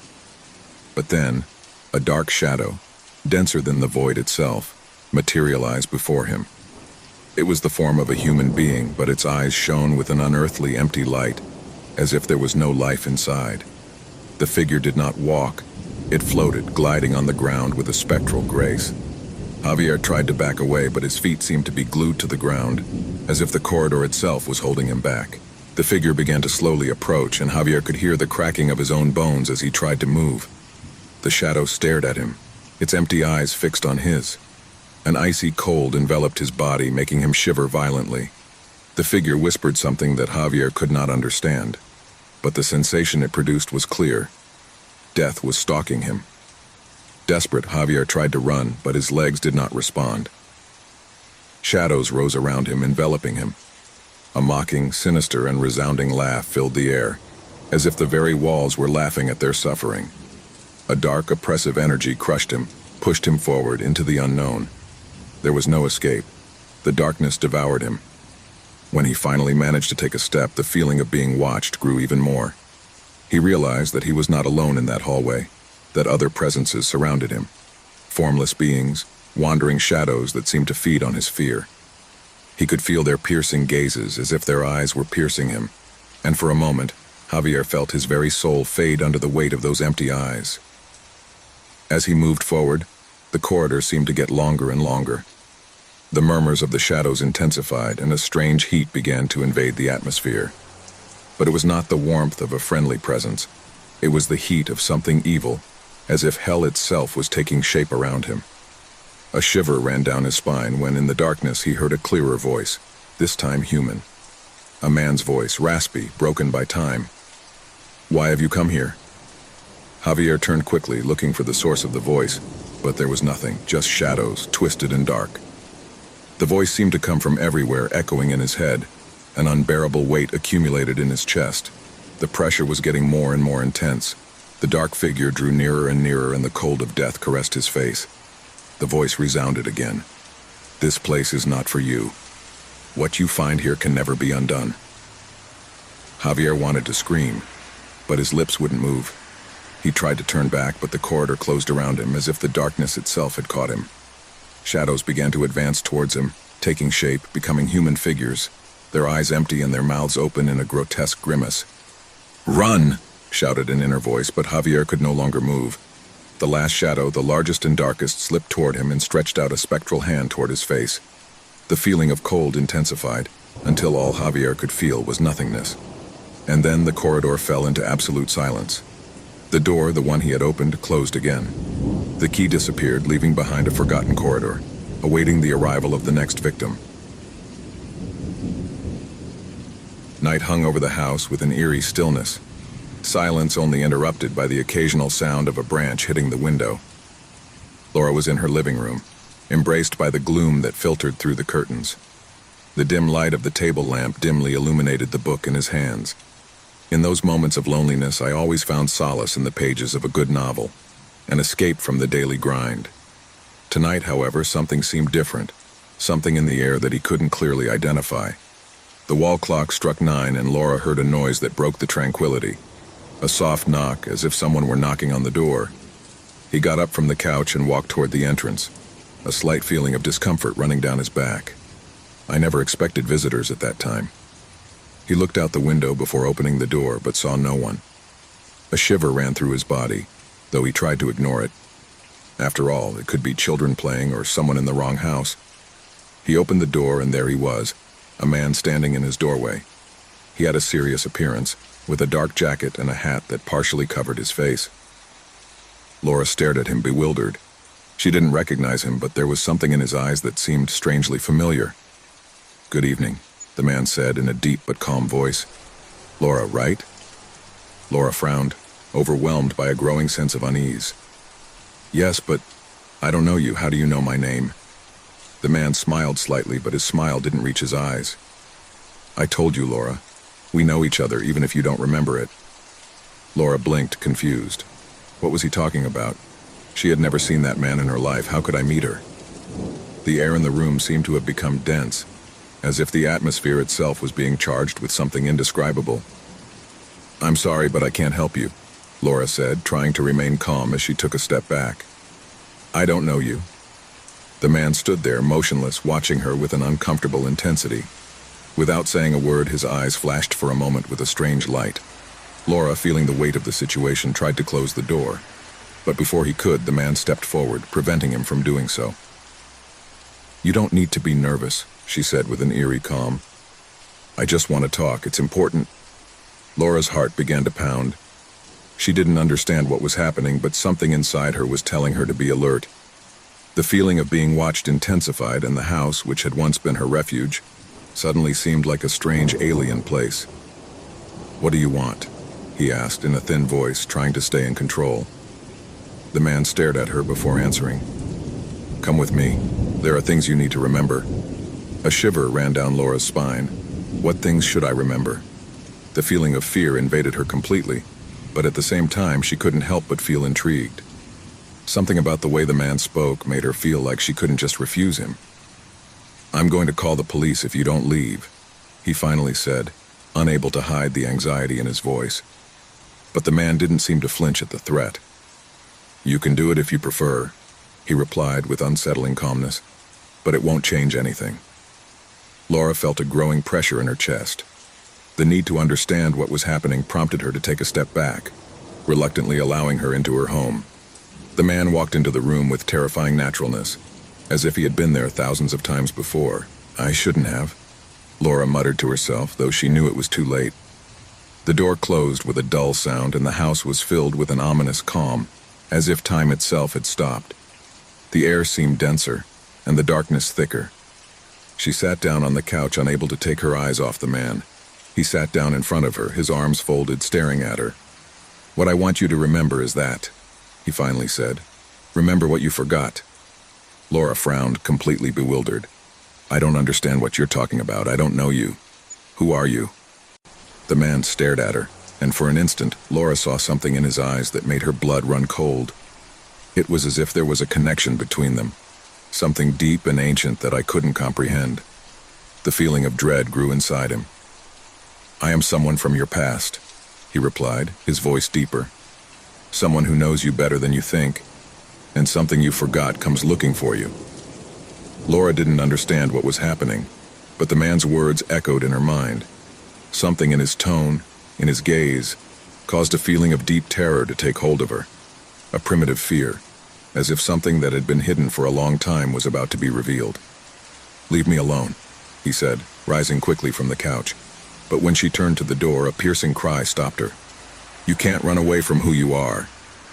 The scream echoed throughout the house, and at that moment Laura felt as if the walls themselves were closing in on her. He looked at the man in horror, feeling the air grow even denser, as if his own breath was getting heavier and heavier. "What do you want from me?" he murmured, his voice trembling, unable to comprehend what was happening. The man slowly got up, approaching her unhurriedly, as if he knew there was no escape. "What I want you to remember is that you remember everything you have forgotten." Laura backed away, but the shadows of the house seemed to envelop her, barring any attempt to flee. His heart was pounding, and a cold sweat ran down his forehead. The man looked at her with that same frightful calmness, and at that moment, she understood something that made her blood run cold. She was no longer alone. The house was quiet, as was to be expected at that time of night. A deep, almost oppressive silence that invaded every corner of the house. Joseph was in his bed, staring at the ceiling, unable to sleep. Since his wife, Anna, had died, everything had changed.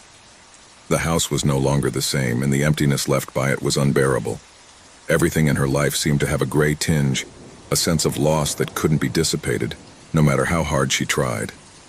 Every night in her bed, she felt that something was missing, something that she could never recover. That night, however, the air was different, heavier. The clock struck 3 o'clock in the morning, and Jose still couldn't find comfort. Suddenly, the phone began to ring, interrupting the stillness. It was an unusual sound in the house, as rarely did anyone call him at that hour. The sound of the ringing of the call was almost deafening in the silence, as if it was marked by some kind of foreshadowing. Jose, confused and somewhat frightened, sat up on the bed and looked at the phone. He didn't recognize the number on the screen, but something inside him made him feel like he had to answer. Maybe he thought it was a mistake, some kind of joke from someone playing on his pain, but the truth was that he was too curious and at the same time scared to ignore the call. Breathing heavily, he picked up the phone. "Hello," he said, his voice trembling, hardly knowing why he said it.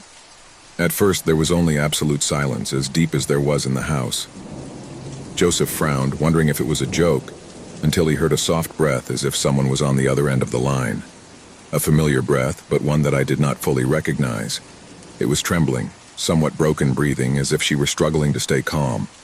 And then the voice, soft and muffled, emerged into the earpiece. The voice that Joseph never thought he would hear again. The voice of Hannah, his late wife.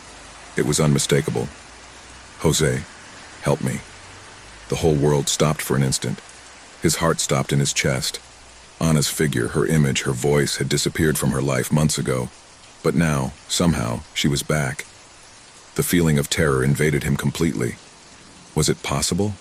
How could it be her? "Anna?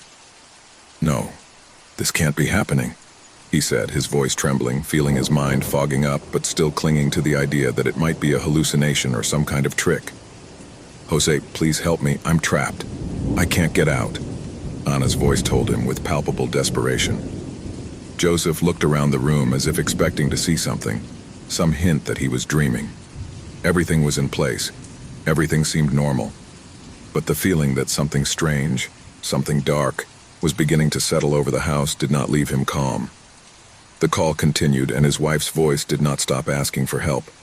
Panic began to rise through his chest, choking his breath. I didn't know what to think, what to believe, but I had to do something. "Anna, where are you? What's going on?" he asked, almost begging, looking at every corner of the room as if she could appear out of nowhere in front of him. In the house," replied the voice, which now sounded more distorted, more trembling, as if something were interfering with the communication. Anne's voice died briefly away, and Joseph could hear some strange noises in the background, low noises as if someone is walking through the house. His breathing quickened and his hands began to sweat. Was he listening to what he thought he was hearing? "Who's there?" he asked, almost unable to articulate the words. The response was a low laugh, a deep, malevolent sound that chilled Joseph's blood. It was a laugh that didn't belong to his wife, but to something else, something he couldn't understand, something that had no form. A shiver ran down his spine. The phone began to emit a series of strange sounds as if the call was being interfered with by something else, and then the voice returned, but now it was much deeper, more ominous. "Jose, don't go. Don't go." The warning only intensified the fear in his chest. Something was wrong. Something dark and sinister had taken the place where he had previously lived with Anna. Joseph got out of bed, the phone still pressed to his ear, and with slow steps, began to walk toward the bedroom door. The sound of the ringing of the call, the buzzing on the line, followed as a constant reminder that something was wrong. Every step he took toward the door was a struggle, a battle between the fear that built up inside him and the need to understand what was happening. He sat on the edge of the bed, then got up again, and with trembling hands began to walk down the hall. The house was dark, as it always was at that time of night. Every creak of the floor beneath his feet seemed to resonate as a sign that something was lurking in the shadows. The house, which had once been his home, now seemed a strange and uninhabited place, full of presences that could not be seen, but that were felt in every corner. With the phone still in his hand, Jose approached the lobby and saw something that made him stop in his tracks. A figure was gliding down the dark hallway, a figure he couldn't clearly distinguish but which looked familiar. It seemed to be flowing, as if it wasn't walking but rather gliding. He couldn't see his face, but he felt the presence, as if that figure was watching him. "Anna, is that you?" he said, his voice trembling as if he were looking for some kind of comfort, something that would give meaning to what he was experiencing. The figure paused for a moment and then faded into the darkness. Fear filled Jose's chest, but even with the phone in his hand, he could not take his eyes off the hallway. A loud knock on the front door broke the silence, a sound so loud that it echoed throughout the house. Joseph took a step back, scared, as his mind tried to process everything that was happening.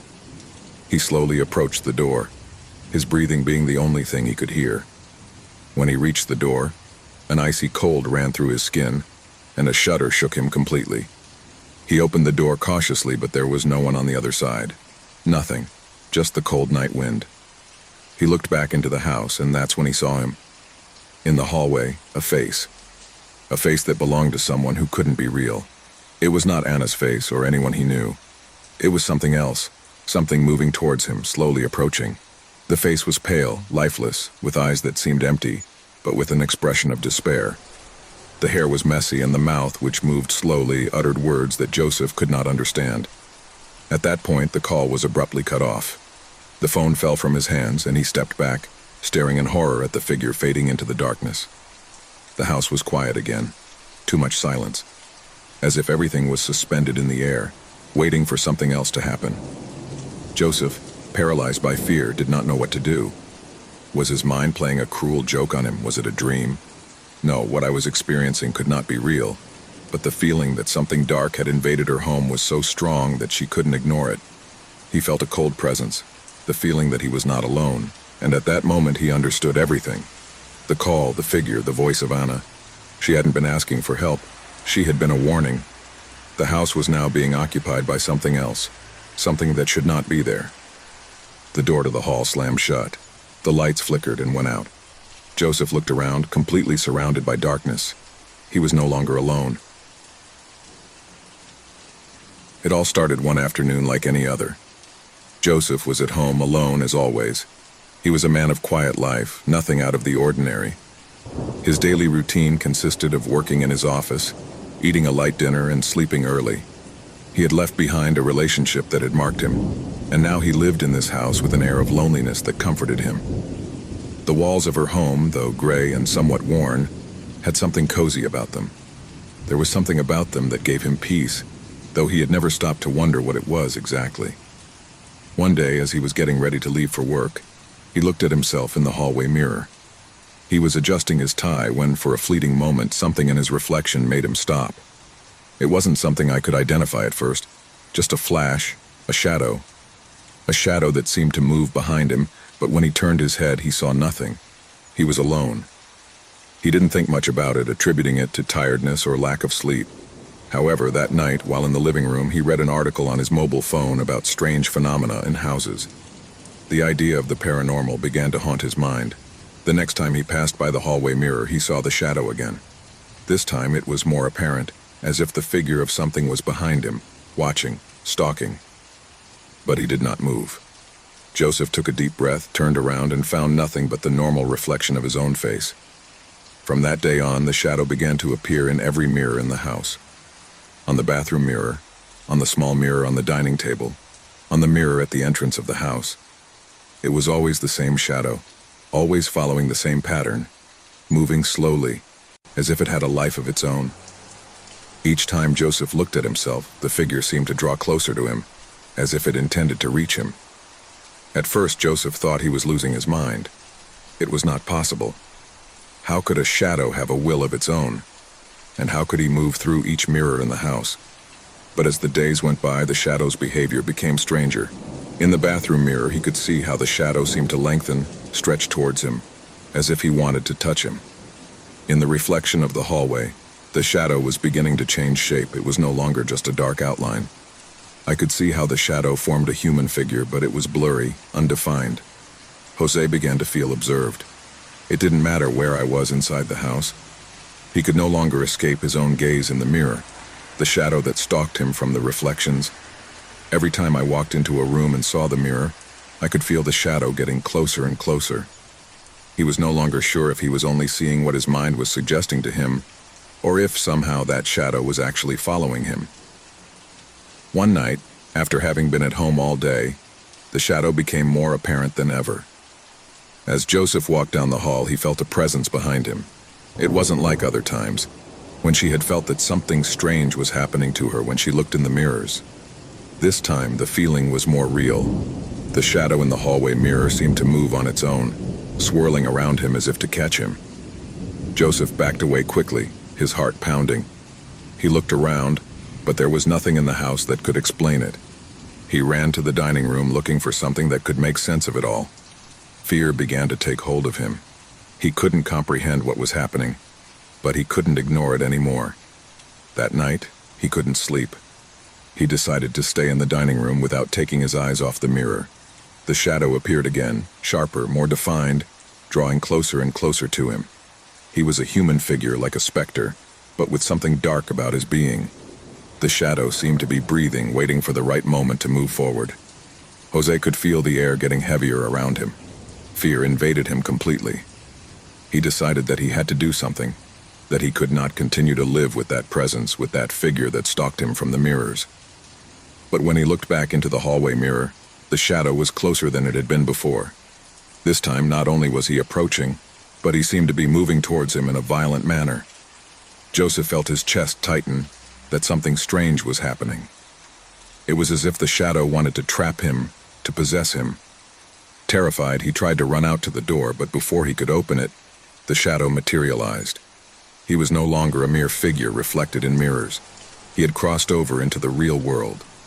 Joseph could see the shadow take on human form, a disfigured-looking figure with empty eyes and an expression of anger and despair. The shadow surrounded him, and he, in his utter panic, couldn't move. Terror had paralyzed him. He wanted to scream, but his voice choked in his throat. The shadow began to whisper in his ear, incomprehensible words as if he were speaking to him in an ancient language, one that Joseph had never heard. Desperation invaded him completely. Fear had consumed him. He tried to back away, but he couldn't. The shadow kept him trapped. It was as if he were in an invisible prison that prevented him from escaping. The horror of what I was experiencing made everything even more real. The shadow not only followed him, now he touched him, brushed him with his cold hands, transmitting a feeling of pure evil. Joseph closed his eyes, trying to escape, but as he opened them, he realized that the shadow was completely above him. His hands were no longer cold but frozen, and they could feel him being dragged into the darkness from which he had emerged. Finally, the shadow absorbed him completely. There were no screams, no lights, no sign of life. Only the house remained silent. The mirror in the hallway, however, was still there, reflecting an empty image, that of an empty, gloomy room. From that day on, no one saw Joseph again. The house remained intact, but the mirrors never reflected the same again. In the hallway where Joseph had been trapped, the reflections were beginning to show a new figure, a shadow that moved slowly, waiting to be seen by the next one who dared to approach the mirror. The curse of reflection continued. In that home now there was only the echo of a dark presence silently waiting for the next victim to fall under its influence. No one knows what really happened to Joseph. What is clear is that, from that moment on, the shadows in the mirrors would never again be something innocent. Because sometimes what the glass reflects is not just a reflection, but something much more terrifying, something that can no longer be discarded by the human eye. When Javier walked into the antique store on a cold winter afternoon, he didn't know his life would never be the same. The air was thick, full of dust and the unmistakable smell of old wood. The store, located in a forgotten corner of the city, seemed like a refuge for everything that had been left behind, for those objects that time had marked, but that still had something of value inside.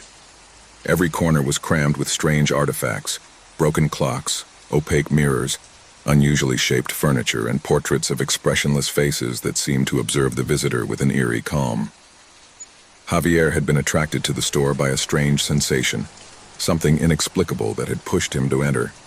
The owner, an elderly man, sat behind a counter full of more items for sale, his eyes hidden behind thick glasses. He didn't pay much attention to it at first, as his gaze was fixed on an object he couldn't stop staring at. A portrait. The painting was hung on one of the back walls. An ancient portrait of a man with a serious face, but with a penetrating gaze that seemed to follow him even from a distance. The man painted in the picture wore a white linen shirt and a dark hat, and his countenance, though calm, conveyed a sense of uneasiness that could not be ignored. The eyes, dark and deep, stood out with a peculiar intensity. Javier felt a chill run down his spine as he watched them. The shop owner looked at him over his glasses and, in a raspy voice, told him that the painting had belonged to a man with a dark history, a history that the townspeople preferred to forget. He said that no one in his right mind should buy it, but Javier, although bewildered by the old man's words, felt that something inside him was impelling him to take it. Maybe it was the feeling of being able to own something so unique, something with so much history. The old man, seeing that Javier was not going to change his mind, gave him the price, and finally the man took it. When he returned home, Javier hung the portrait on the wall of his living room, right in front of the sofa where he used to spend his nights watching television. At first everything seemed normal, although I couldn't help but feel a strange discomfort every time I looked at the painting. The eyes of the man in the portrait looked like move, but it couldn't be. I was sure I was imagining things. However, that feeling of discomfort grew with each passing day. One night, after a long day at work, Javier sat on his sofa, tired, and saw the portrait once more. This time the feeling was different. The eyes of the man in the painting not only followed him, but stalked him. No matter where he moved in the room, those eyes stared at him. A chill ran through his body as a cold sweat pooled on his forehead. He blinked several times, trying to get the idea out of his head. It couldn't be real. How could it? It was just a painting. But as the night wore on, the presence of those eyes made him feel more and more trapped. As the days went by, Javier began to see things that he could not explain. Sometimes, when he looked at the portrait, the man's eyes seemed to move slightly, as if they were fixed on him. Other times I felt something in the room change, as if the air was charged with a palpable tension. The shadows seemed to be longer than usual, and the noises in the house were intensifying. Creaking walls, barely audible whispers. He woke up in the middle of the night with the feeling that someone was watching him, and when he opened his eyes, all he saw was darkness. But he couldn't shake the feeling that those eyes were stalking him even in his dreams. The situation worsened when, one night, Javier decided to move the portrait to another wall, in an attempt to free himself from the growing sense of anxiety. However, in doing this, something strange happened. As he lifted the painting, a feeling of extreme cold came over him, and a dark shadow seemed to cover the place. The eyes of the man in the portrait were staring at him, more intense than ever. At that moment, something changed in the atmosphere of the house. Javier felt an indescribable panic, as if the air itself was pressing on him, as if something invisible was imprisoning him. He couldn't take it anymore and left the portrait on the floor, determined to get rid of it the next day. But that night was the worst of all. Javier woke up with a stabbing pain in his chest, as if someone was pressing his heart. He sat up in bed, looking around, and it was then that he saw something he would never forget. The man in the portrait was standing on the threshold of his room door. His figure was dull, blurred, but his eyes were still the same, those eyes that had haunted him since day one. It was not a dream. It couldn't be. Javier tried to scream, but his voice did not come out. Terror paralyzed him. The man in the portrait began to walk towards him, and with each step, the ground creaked under his weight. Javier tried to move, to get up, but his body did not respond. He was trapped, completely at the mercy of that evil presence that was advancing towards him. The man's eyes shone with a terrifying intensity, as if they had taken on a life of their own, as if they were devouring his soul. At that moment, Javier understood that the portrait was not just a painting. It was a prison, and he was the victim. Suddenly, an invisible force lifted him from the ground and dragged him towards the portrait. He tried to fight, but his strength was fading. The man in the painting watched him unhurriedly while Javier fell to his knees in front of him. At that moment, the air became heavy, almost unbearable. and everything around him began to crumble. The ground beneath his feet disintegrated and the walls faded into darkness. Javier was being absorbed by the painting. In a last-ditch attempt to escape, he managed to turn and see the portrait before being completely consumed. The man in the portrait was looking at him with a satisfied expression, as if he had served his purpose. At that moment, Javier understood that he had been chosen. The portrait had not only stalked him, but had claimed him. The house fell silent. The portrait continued to hang on the wall as if nothing had changed. Nobody knew what had happened to Javier. No one knew that, in that painting, there was now a new look, a new pair of eyes that would follow anyone who dared to observe it, catching the next victim just as it had done with him. The cursed portrait was still waiting in silence, ready to claim whatever was necessary to satisfy his eternal hunger. The sound began subtly, almost like a murmur. At first he didn't pay attention to it. He thought it might be the sound of old plumbing or some broken pipe. But as the days went by, the noises became more constant, louder. They weren't casual noises like the creaking of an old structure, or the wind pushing against windows. It was something else. Something that froze his skin and made the hairs on the back of his neck stand on end. Martin's apartment was not big. It was a modest space in an old building in a city where the buildings seemed to be so close to each other that their walls often touched. It wasn't luxurious, but it was his. In his life, he had accepted solitude as a constant companion. With each passing day, the stillness of her home brought her peace. That peace, however, slowly began to crumble as the noises intensified. At first he thought he was crazy, that maybe he was losing his mind. Throughout her life she had dealt with stress and anxiety, but something about those sounds was just fine for her. Disturbing. They were low, almost unintelligible at first. A soft tapping, a deep vibration that didn't come from the walls but from somewhere below. Would they be the foundations of the building? The old elevator that went up and down at all hours? But the nights passed and the noises grew, as did the feeling that something was not right. They were no longer mere tapping. Now he could hear whispers, as if someone was whispering his name from the shadows of the floor below. The first real awakening of the restlessness occurred one night. After several weeks of hearing those strange sounds, Martin woke up in the middle of the night, agitated, sweat soaking his forehead. He sat up quickly, trembling, as if something had touched him. There was a chill in the air, a chill that did not come from the open window but seemed to emanate from the walls themselves. It was then that he heard it clearly, a dragging, as if something heavy was dragging on the ground. He was not human. It couldn't be.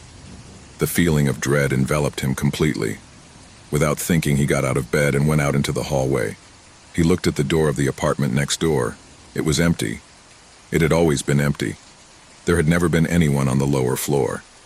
Martin had investigated at first, looking for answers to those noises, but he had never found anything. Something didn't fit. Something in that building was completely wrong. He decided to take matters into his own hands. If the noises were coming from the lower floor and no one was there, then what was causing them? And why did he feel those noises calling to him, as if someone were whispering to him in the dark? The basement door was locked, but that didn't stop Martin. That night, armed with a flashlight and a determination that arose from pure fear, he went into the basement. At first, his flashlight barely shone a couple of meters in front of him, but as he advanced, the air became denser. The stench as of stagnant moisture filled his lungs and made him cough. Something was not right. Not only was the air strange, but the walls seemed to be full of scars, marks I couldn't identify. The feeling that someone was watching him grew with each step he took. Suddenly, the flashlight flickered. Darkness grew around him, and for a moment he thought the world was fading away. Then a noise made him stop. A dull thud, a creak, as if something heavy was moving in the dark. Martin swallowed hard and kept going, although his body asked him to flee. Finally, the flashlight shone on a figure, a shadow in the darkest corner of the basement. The first thing he noticed was the shape of this creature. Its body was tall, skeletal, covered in pale gray skin that seemed to absorb light. The eyes, if I could call them eyes, were two black, empty orbs, glowing with a yellow, inhuman light. That creature was not human nor animal. It was something much older, something that was hiding in the shadows, feeding on something I couldn't understand. Martin could not move. He was paralyzed with terror. The creature, with slow but sure movements, began to crawl towards him. Every step he took echoed off the walls as if the ground was shaking. Martin tried to back up, but his legs did not respond. Fear had trapped him. The creature got closer and closer. A cold breath ran down Martin's back, and darkness closed around him. He could feel the weight of that presence, as if he were being absorbed by it, as if the shadows themselves were surrounding him, taking possession of his being. At that moment, the flashlight flickered again, and in the darkness, Martin could hear a whisper, one he would never forget. "It's too late." The shadow of the creature spread through the basement, and Martin, unable to react, fell to the ground. The creature silently moved even closer, brushing its skin with its icy touch. The creature then began to speak in a strange whisper, a murmur that seemed to penetrate its mind. He told him dark stories, stories of those who had fallen before him, those who had come too close to the lower floor and paid the price. There were beings, entities, dwelling in darkness, waiting to be awakened. Martin, hearing those words, felt his soul being torn apart. An indescribable fear consumed him, as the creature dragged him into the shadows. At that moment, Martin understood the worst of all. Not only was the creature a being who lived in darkness, but that darkness was his home, and he had stepped into his realm beyond what was allowed. Terror enveloped every corner of the apartment as the figure disappeared from their sight. No one saw Martin again. No one heard the strange noises coming from the lower floor again. The creature, however, continued to wait, feeding on the darkness and the lost souls that time and again fell into its trap. A few months later, a new tenant moved into the building, and that same night, the whispers on the lower floor began again. The house was in absolute silence. The usual noises of everyday life had faded away, leaving an eerie stillness in the air. Rosa, the woman who lived in the house, walked through the halls with a feeling of discomfort that she could not shake. There was something strange about the air, something she couldn't identify, but that made her feel observed. The house had been his refuge for years, but lately everything had changed. Something felt out of place. One night, while Rosa was sitting in the living room trying to focus on a book, the sound came. It was a soft cry at first, almost imperceptible, as if it came from a distant place. But after a few minutes, the crying intensified, as if the child were closer. A shiver ran down his spine and his breathing became heavy. The crying was strange. It didn't sound like a child seeking comfort. There was something distorted about the sound, something that caused fear to take hold of her. Rosa stood up suddenly, throwing the book on the floor. He walked towards the door of the hallway, looking cautiously around. The crying seemed to be coming from a specific place, a room at the end of the hallway. An antique cupboard covered with a layer of dust was there, like a monument forgotten in time. The crying came from there, from inside that closet. Fear invaded her completely, but something pushed her to investigate. He approached slowly, with each step feeling his heart pounding in his chest. The closet door was closed, but the sound kept increasing in volume, heartbreaking, as if the boy was calling for help. Rosa, with a mixture of curiosity and terror, reached out to the handle of the closet. As he touched her, a shudder ran through her entire body, as if the door was being guarded by something invisible, something that didn't want her to enter. With a superhuman effort, he opened the door. Inside, everything was dark and dusty. There were no children, but the crying was still heard, louder than ever. A cold air emanated from inside the closet, freezing his bones instantly. Rosa stepped forward, her breathing fluttering and her eyes adjusting to the darkness. Suddenly, a gust of cold wind caused the closet door to slam shut. Rosa turned around, terrified, but there was nothing. No children, no sound. Only the silence that had taken over the house again. However, fear was still nailed to his chest like an unbearable weight. She decided to go to her daughter's room to make sure she wasn't there, alone in the middle of the night. When she reached her door, something stopped her. A small whisper, almost inaudible, but enough to make his skin stand on end. He turned the knob and went in. His daughter slept soundly in his bed, his breathing calm. Rosa breathed a sigh of relief, but something was wrong. The boy in the closet couldn't be a dream. It couldn't be an illusion. There was something there, something I couldn't explain. The following days became stranger. Each night, the boy's cry seemed to resonate louder. Rosa tried to ignore him, thinking that perhaps he was imagining things. But every time she approached the closet, she felt a pressure in the air, as if she were being watched by something she couldn't see. A few days later, he decided to investigate further. She remembered that when she bought the house, the real estate agent had mentioned something about a former tenant who had mysteriously disappeared many years earlier. However, he never gave much importance to that story. Now I thought about it with a growing sense of horror. Rosa began to look for information about the history of the house. What she found left her speechless.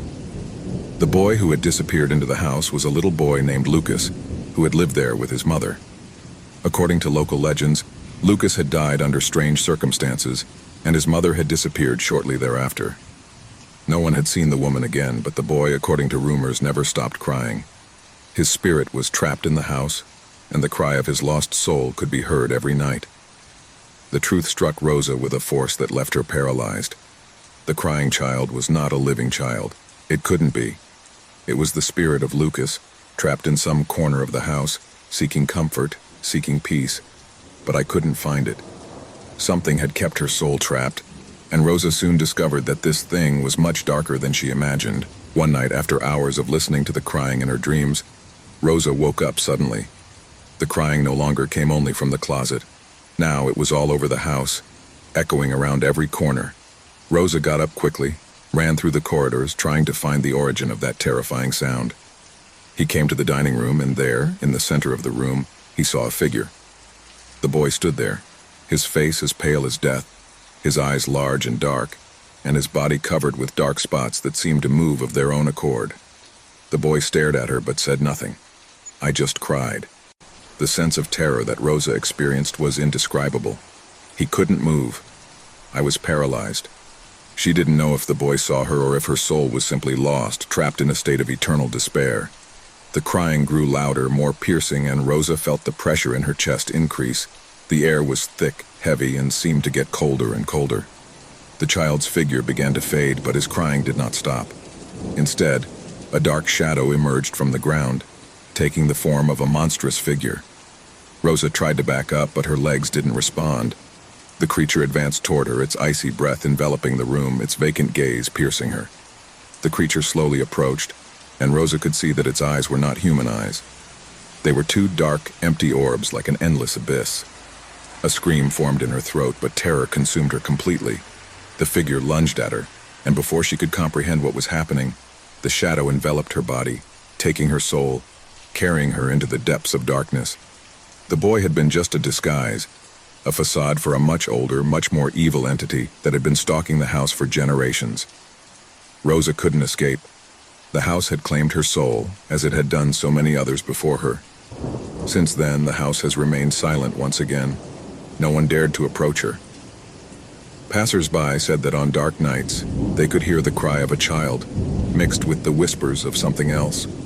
Something that would never stop hovering in the shadows of that empty house, waiting for the next lost soul to fall into its traps. And so, the legend of the boy in the closet became a warning to all who approached the house. No one ever forgot the terror that dwelt in its walls. No one except those who had already become part of its history. The house was quiet, as was to be expected at that time of night. A deep, almost oppressive silence that invaded every corner of the house. Joseph was in his bed, staring at the ceiling, unable to sleep. Since his wife, Anna, had died, everything had changed. The house was no longer the same, and the emptiness left by it was unbearable. Everything in her life seemed to have a gray tinge, a sense of loss that couldn't be dissipated, no matter how hard she tried. Every night in her bed, she felt that something was missing, something that she could never recover. That night, however, the air was different, heavier. The clock struck 3 o'clock in the morning, and Jose still couldn't find comfort. Suddenly, the phone began to ring, interrupting the stillness. It was an unusual sound in the house, as rarely did anyone call him at that hour. The sound of the ringing of the call was almost deafening in the silence, as if it was marked by some kind of foreshadowing. Jose, confused and somewhat frightened, sat up on the bed and looked at the phone. He didn't recognize the number on the screen, but something inside him made him feel like he had to answer. Maybe he thought it was a mistake, some kind of joke from someone playing on his pain, but the truth was that he was too curious and at the same time scared to ignore the call. Breathing heavily, he picked up the phone. "Hello," he said, his voice trembling, hardly knowing why he said it. At first, there was only absolute silence, as deep as there was in the house. Joseph frowned, wondering if it was a joke, until he heard a soft breath as if someone was on the other end of the line. A familiar breath, but one that I did not fully recognize. It was trembling, somewhat broken breathing, as if she were struggling to stay calm. And then the voice, soft and muffled, emerged into the earpiece. The voice that Joseph never thought he would hear again. The voice of Hannah, his late wife. It was unmistakable. "Jose, help me." The whole world stopped for an instant. His heart stopped in his chest. Anna's figure, her image, her voice had disappeared from her life months ago. But now, somehow, she was back. The feeling of terror invaded him completely. Was it possible? How could it be her? "Anna? No, this can't be happening," he said, his voice trembling, feeling his mind fogging up, but still clinging to the idea that it might be a hallucination or some kind of trick. "Jose, please help me. I'm trapped. I can't get out," Anna's voice told him with palpable desperation. Joseph looked around the room as if expecting to see something, some hint that he was dreaming. Everything was in place. Everything seemed normal. But the feeling that something strange, something dark, was beginning to settle over the house did not leave him calm. The call continued, and his wife's voice did not stop asking for help. Panic began to rise through his chest, choking his breath. I didn't know what to think, what to believe, but I had to do something. "Anna, where are you? What's going on?" he asked, almost begging, looking at every corner of the room as if she could appear out of nowhere in front of him. In the house, replied the voice, which now sounded more distorted, more trembling, as if something were interfering with the communication. Anne's voice died briefly away, and Joseph could hear some strange noises in the background, low noises as if someone is walking through the house. His breathing quickened and his hands began to sweat. Was he listening to what he thought he was hearing? "Who's there?" he asked, almost unable to articulate the words. The response was a low laugh, a deep, malevolent sound that chilled Joseph's blood. It was a laugh that didn't belong to his wife, but to something else, something he couldn't understand, something that had no form. A shiver ran down his spine. The phone began to emit a series of strange sounds as if the call was being interfered with by something else, and then the voice returned, but now it was much deeper, more ominous. "Jose, don't go. Don't go." The warning only intensified the fear in his chest. Something was wrong. Something dark and sinister had taken the place where he had previously lived with Anna. Joseph got out of bed, the phone still pressed to his ear, and with slow steps, began to walk toward the bedroom door. The sound of the ringing of the call, the buzzing on the line, followed as a constant reminder that something was wrong. Every step he took toward the door was a struggle, a battle between the fear that built up inside him and the need to understand what was happening. He sat on the edge of the bed, then got up again, and with trembling hands began to walk down the hall. The house was dark, as it always was at that time of night. Every creak of the floor beneath his feet seemed to resonate as a sign that something was lurking in the shadows. The house, which had once been his home, now seemed a strange and uninhabited place, full of presences that could not be seen, but that were felt in every corner. With the phone still in his hand, Jose approached the lobby and saw something that made him stop in his tracks. A figure was gliding down the dark hallway, a figure he couldn't clearly distinguish but which looked familiar. It seemed to be flowing, as if it wasn't walking but rather gliding. He couldn't see his face, but he felt the presence, as if that figure was watching him. "Anna, is that you?" he said, his voice trembling as if he were looking for some kind of comfort, something that would give meaning to what he was experiencing. The figure paused for a moment and then faded into the darkness. Fear filled Jose's chest, but even with the phone in his hand, he could not take his eyes off the hallway. A loud knock on the front door broke the silence, a sound so loud that it echoed throughout the house. Joseph took a step back, scared, as his mind tried to process everything that was happening. He slowly approached the door, his breathing being the only thing he could hear.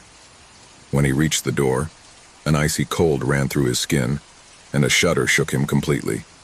He opened the door cautiously, but there was no one on the other side. Nothing, just the cold night wind. He looked back into the house, and that's when he saw him. In the hallway, a face.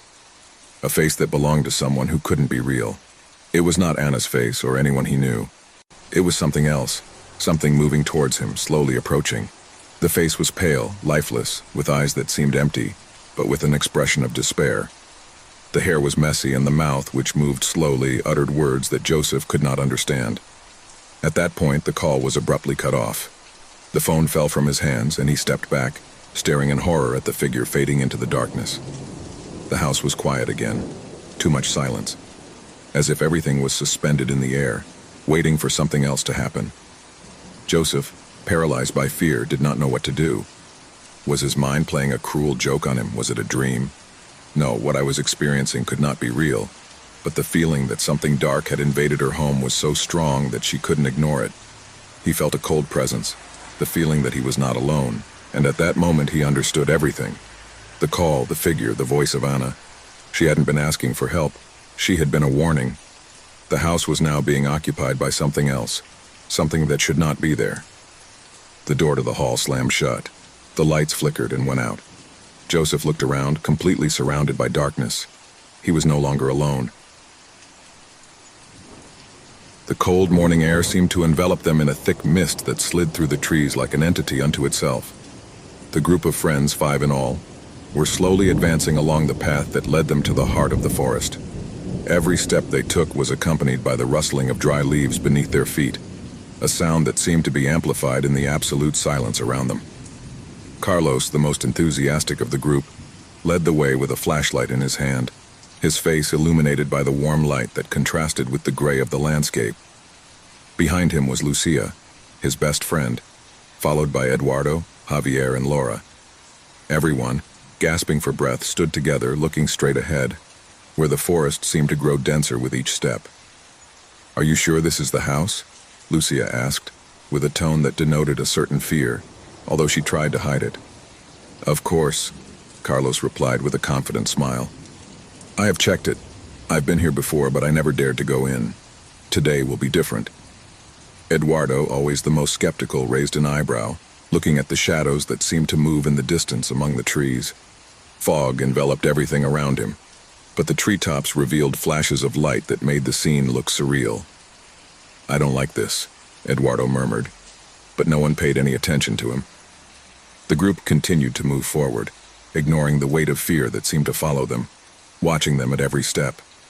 Finally, after several minutes walking in silence, they arrived at a small clearing. There, hidden among the trees, was the house. The structure was old, with broken windows and wooden walls that showed the passage of time and decay. The house, however, seemed to have something that made it stand out from the rest of the landscape. A palpable energy, as if the whole place was charged with something dark, something ancient. The door of the house was ajar, which increased the bewilderment of the friends. "This isn't right," said Laura, who had always been the most cautious of the group. His eyes swept over the doorway and his stomach churned. Despite her fear, curiosity drove her to take a step forward. "It's okay," Carlos insisted, pushing the door effortlessly. "It's just an abandoned house. Surely there is only dust and cobwebs. Come on, let's go in." The group looked around. The trees, though imposing, could not hide the fact that something strange was happening in that place. The feeling of being watched did not disappear, but intensified. But the excitement of exploring the interior of the house overcame their instincts, and one by one they entered the hall. The air inside the house was heavy, dense, as if time itself had stopped there. The walls were covered with dark stains that, at first, were thought to be simple marks of moisture. However, as they progressed, something else became apparent. In the shadows of the main room, blurred figures could be seen, as if they were watching them from the corners, waiting. Carlos turned off the lantern and, with an expression that tried to hide his discomfort, whispered, "Let's explore a little more. Surely there is nothing." At first all seemed calm, though a sense of uneasiness hung over them. Every step echoed in the void, and the echo of their voices was lost in the heavy air. But soon, a series of strange noises began to fill everything. A crunch here, a whisper there. Lucy shuddered and looked at the others, trying to see their faces, but the darkness had completely enveloped them. Eduardo took out his mobile phone to use the flashlight, but the screen flickered before turning off completely. "What the hell?" Eduardo growled, rubbing his eyes as if trying to clear the fog from his mind. It was then that a sound coming from the upper floor broke the absolute silence. A dull thud followed by something that seemed to be dragging on the floor. Lucia, visibly pale, gritted her teeth. "I don't like this," he said in a trembling voice. "There's something about this house, something that's not right." Carlos ignored her and began to climb the stairs, determined to explore. With each step, the sound of the creaking of the old wooden floor became more and more unbearable. Javier and Laura followed him closely, with fear marking his every move. Edward, for his part, remained in the hall, looking nervously at the shadows that stretched on the walls. Fear overwhelmed him, but he did not want to be the first to abandon the expedition. Upon reaching the second floor, the group found themselves in a long hallway, where open doors gave way to empty rooms. However, something else caught his attention. A room at the end of the hallway was closed with a rusty door that seemed to have remained intact despite the years. Curiosity, mixed with the growing sense of dread, pushed them closer. When they opened the door, an icy air enveloped them, as if time had frozen at that very moment. Inside, an ancient full-length mirror reflected their distorted images, as if they were seeing something that didn't belong there. Lucia's eyes widened as she saw a shadowy figure reflected in the glass. But when she turned, there was nothing behind her. The silence became absolute. The fear grew, and the shadow seemed to stretch all over the room, as if somehow the house itself wanted to devour them. "It's time to go," Eduardo said, his voice firm but nervous. He had had enough. However, before he could take a step back, the door slammed shut, leaving them trapped inside. The light from their flashlights flickered, and the sound of something heavy creeping in again was heard louder. Suddenly, an evil presence became apparent. Something ancient and powerful had been waiting, watching, and now at last it had decided to show itself. The air became denser, and the darkness around them began to come alive. A dull scream could be heard in the distance, the sound of something that was not human, something that had been part of that house long before they arrived. The walls seemed to shrink, the house creaked, and friends began to feel the pressure on their breasts, as if they were being crushed by an invisible force. The echoes of the screams began to multiply, and the feeling of panic took hold of everyone. A gasp escaped Javier's throat, and he collapsed to the ground. Lucia, terrified, tried to open the door, but her trembling hands could do nothing. A shadowy figure appeared in front of them, a tall, dark silhouette with empty eyes that reflected a darkness much deeper than the night itself. The evil that inhabited the house was there, manifesting itself in a tangible form, ready to reclaim what belonged to it. Carlos, trembling with fear, cried out, "Run!" But the figure's voice was louder, a deep, unnatural whisper creeping into their minds. "There is no escape. This is what belongs to me." Terror began to dominate everything. With no way out, no hope, the group of friends watched as the figure advanced towards them, absorbing the light of their lanterns, devouring their heat. The darkness swallowed everything. The house, old and cursed, had made its final claim. And in that last moment, the screams were absorbed by the house as if they had never existed. The story of the house in the woods ended there, with darkness as the only witness. Years ago, archaeologist Enrique Martinez had dedicated his life to the study of ancient cultures. Since he was a child, he had been attracted by history and vanished civilizations. He had traveled continents, unearthed secrets, and unraveled enigmas. But what awaited him that afternoon at an excavation in a remote South American village would surpass anything he had seen before. An old legend circulating in the local community told of a reliquary, an object of ancient power that possessed the ability to unleash the worst of horrors. In the village, they called it the Reliquary of Death. No one dared to approach the excavation area for fear that the dark forces would awaken. However, Henry, with his insatiable desire for knowledge and his skepticism about such stories, ignored the warnings and decided to delve deeper into the search. One day, after weeks of meticulous work, Enrique and his team discovered something they didn't expect. Among the rubble of a structure that dated back centuries, something metallic glowed faintly in the sunlight. At first, he thought it was just a piece of pottery, but as he cleaned it with great care, he soon realized that it was a locket, small but adorned with intricate engravings and strange symbols that seemed to move as he looked at them. With trembling hands and a mixture of excitement and caution, Henry grasped the locket. The piece seemed to have a life of its own. The aged gold shone in a way that hypnotized him. However, a shiver ran down his spine when, as he opened the locket, he felt a dark energy that was unleashed with a rumble that echoed in his chest. Suddenly, an icy air invaded the place, and the shadows seemed to lengthen, as if they wanted to devour him. Enrique took a step back, looking for the locket with his eyes, but it was too late. The evil had been released. Darkness took over his mind, and something inside him whispered, though he couldn't understand it.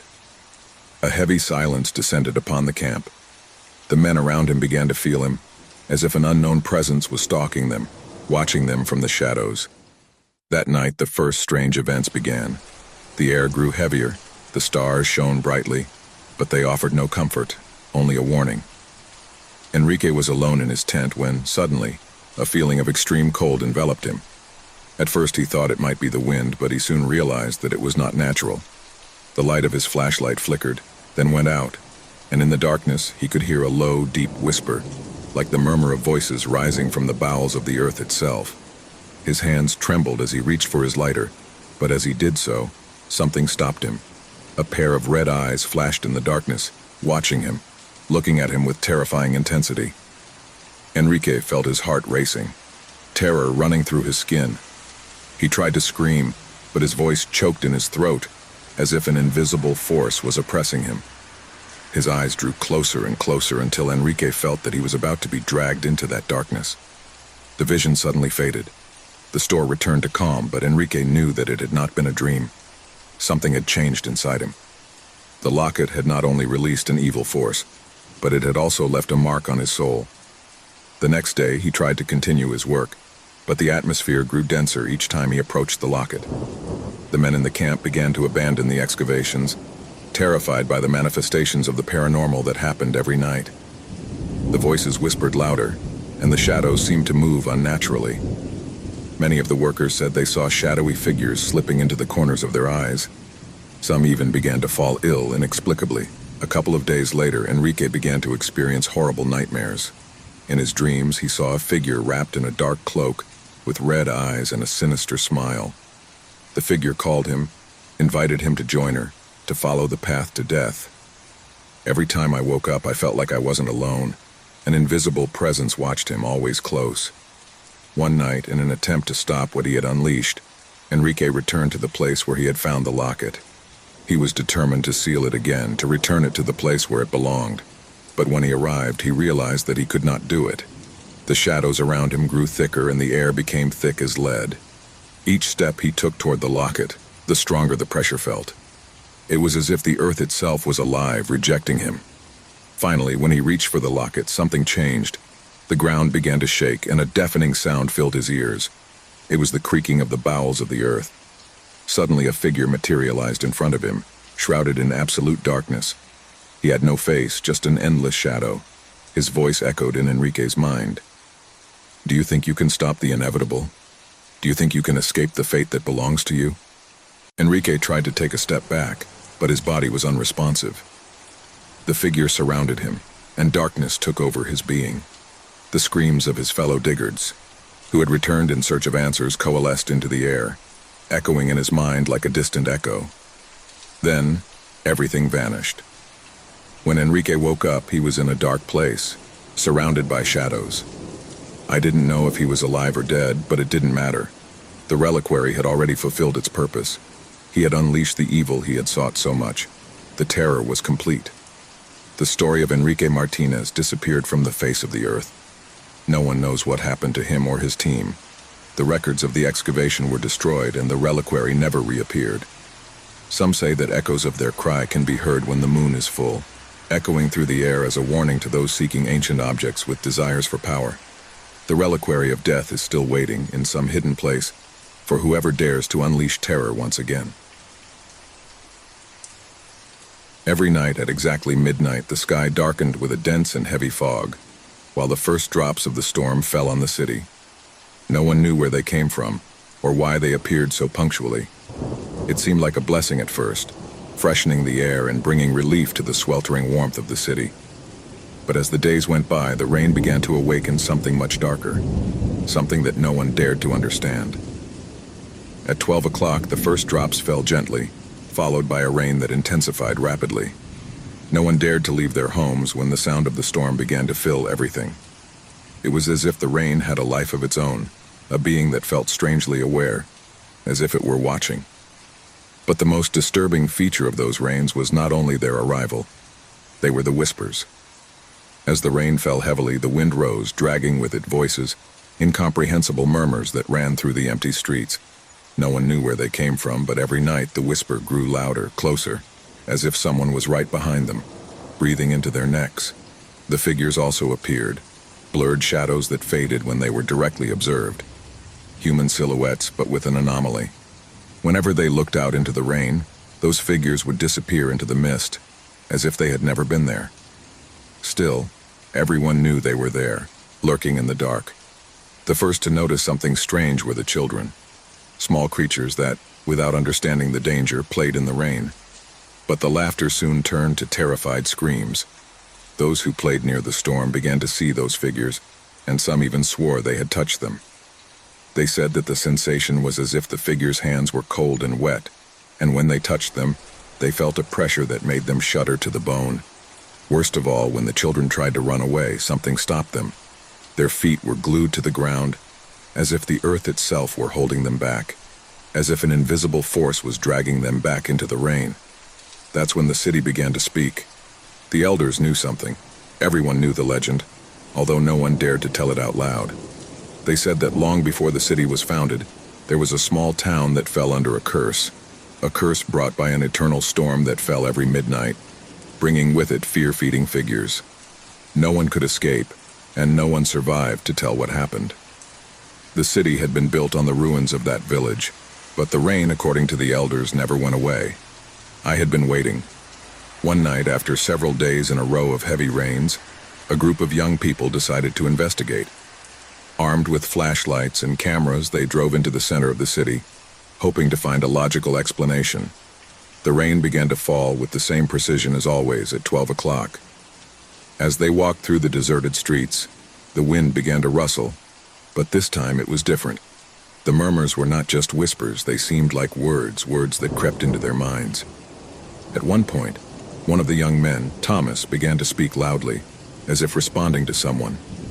The others tried to stop him, but he kept walking, his eyes empty as if he were in a trance. "We can't escape. There's no way out," he murmured, his voice cracking with fear. "They are waiting for us. They are always here." The rain was falling harder now, and the murmurs turned into screams, distorted voices that filled the air with despair. The figures began to appear, gliding in the fog, slowly moving towards the group of young people.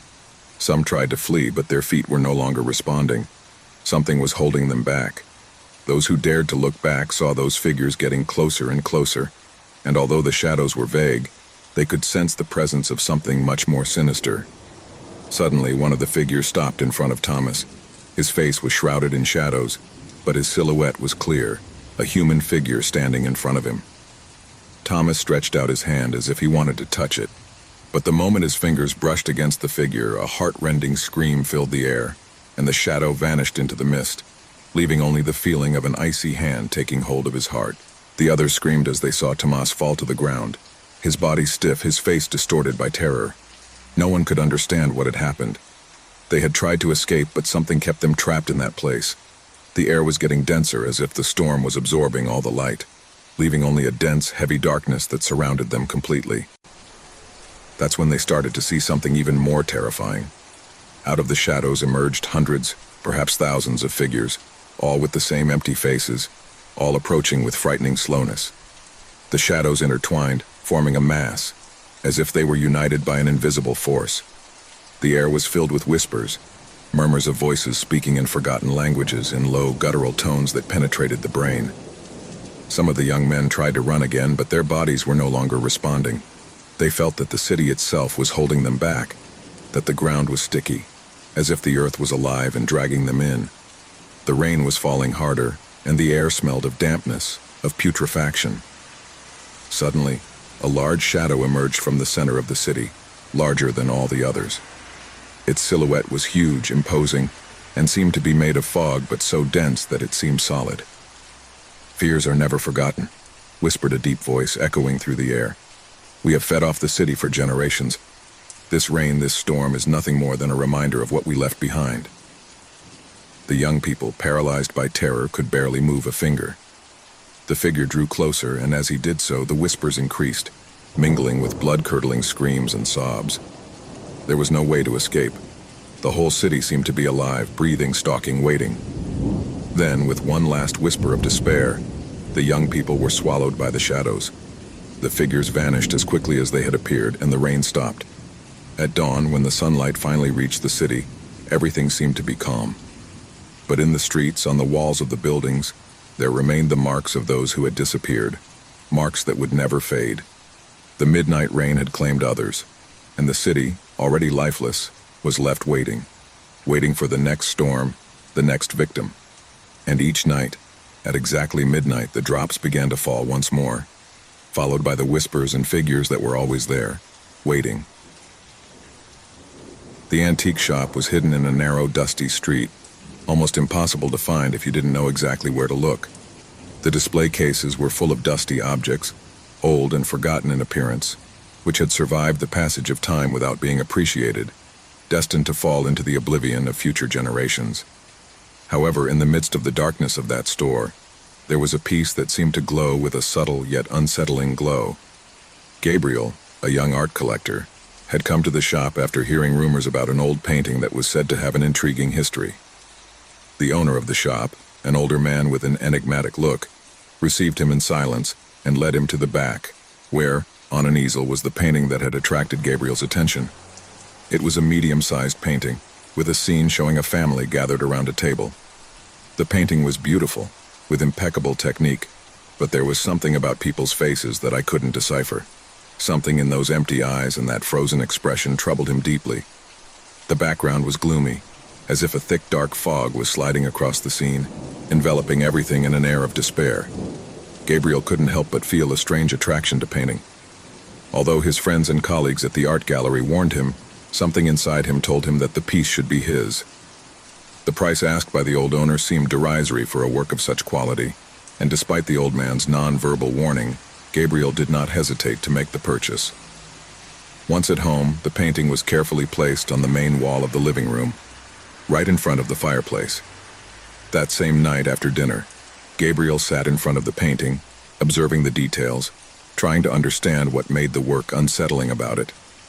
The image attracted him, enveloped him, as if the painted figures were trying to speak to him, to call him to something beyond the canvas. The first change occurred during the early morning, when moonlight filtered through the windows and reflected on the canvas. Gabriel, still awake, stood up at the sound of a slight creak, as if the painting itself were moving. He looked up at the wall where the paint seemed to have changed slightly. The figures in the painting were no longer in the same posture. The woman who was sitting on the right of the table, smiling at the painting, now seemed to be staring at Gabriel.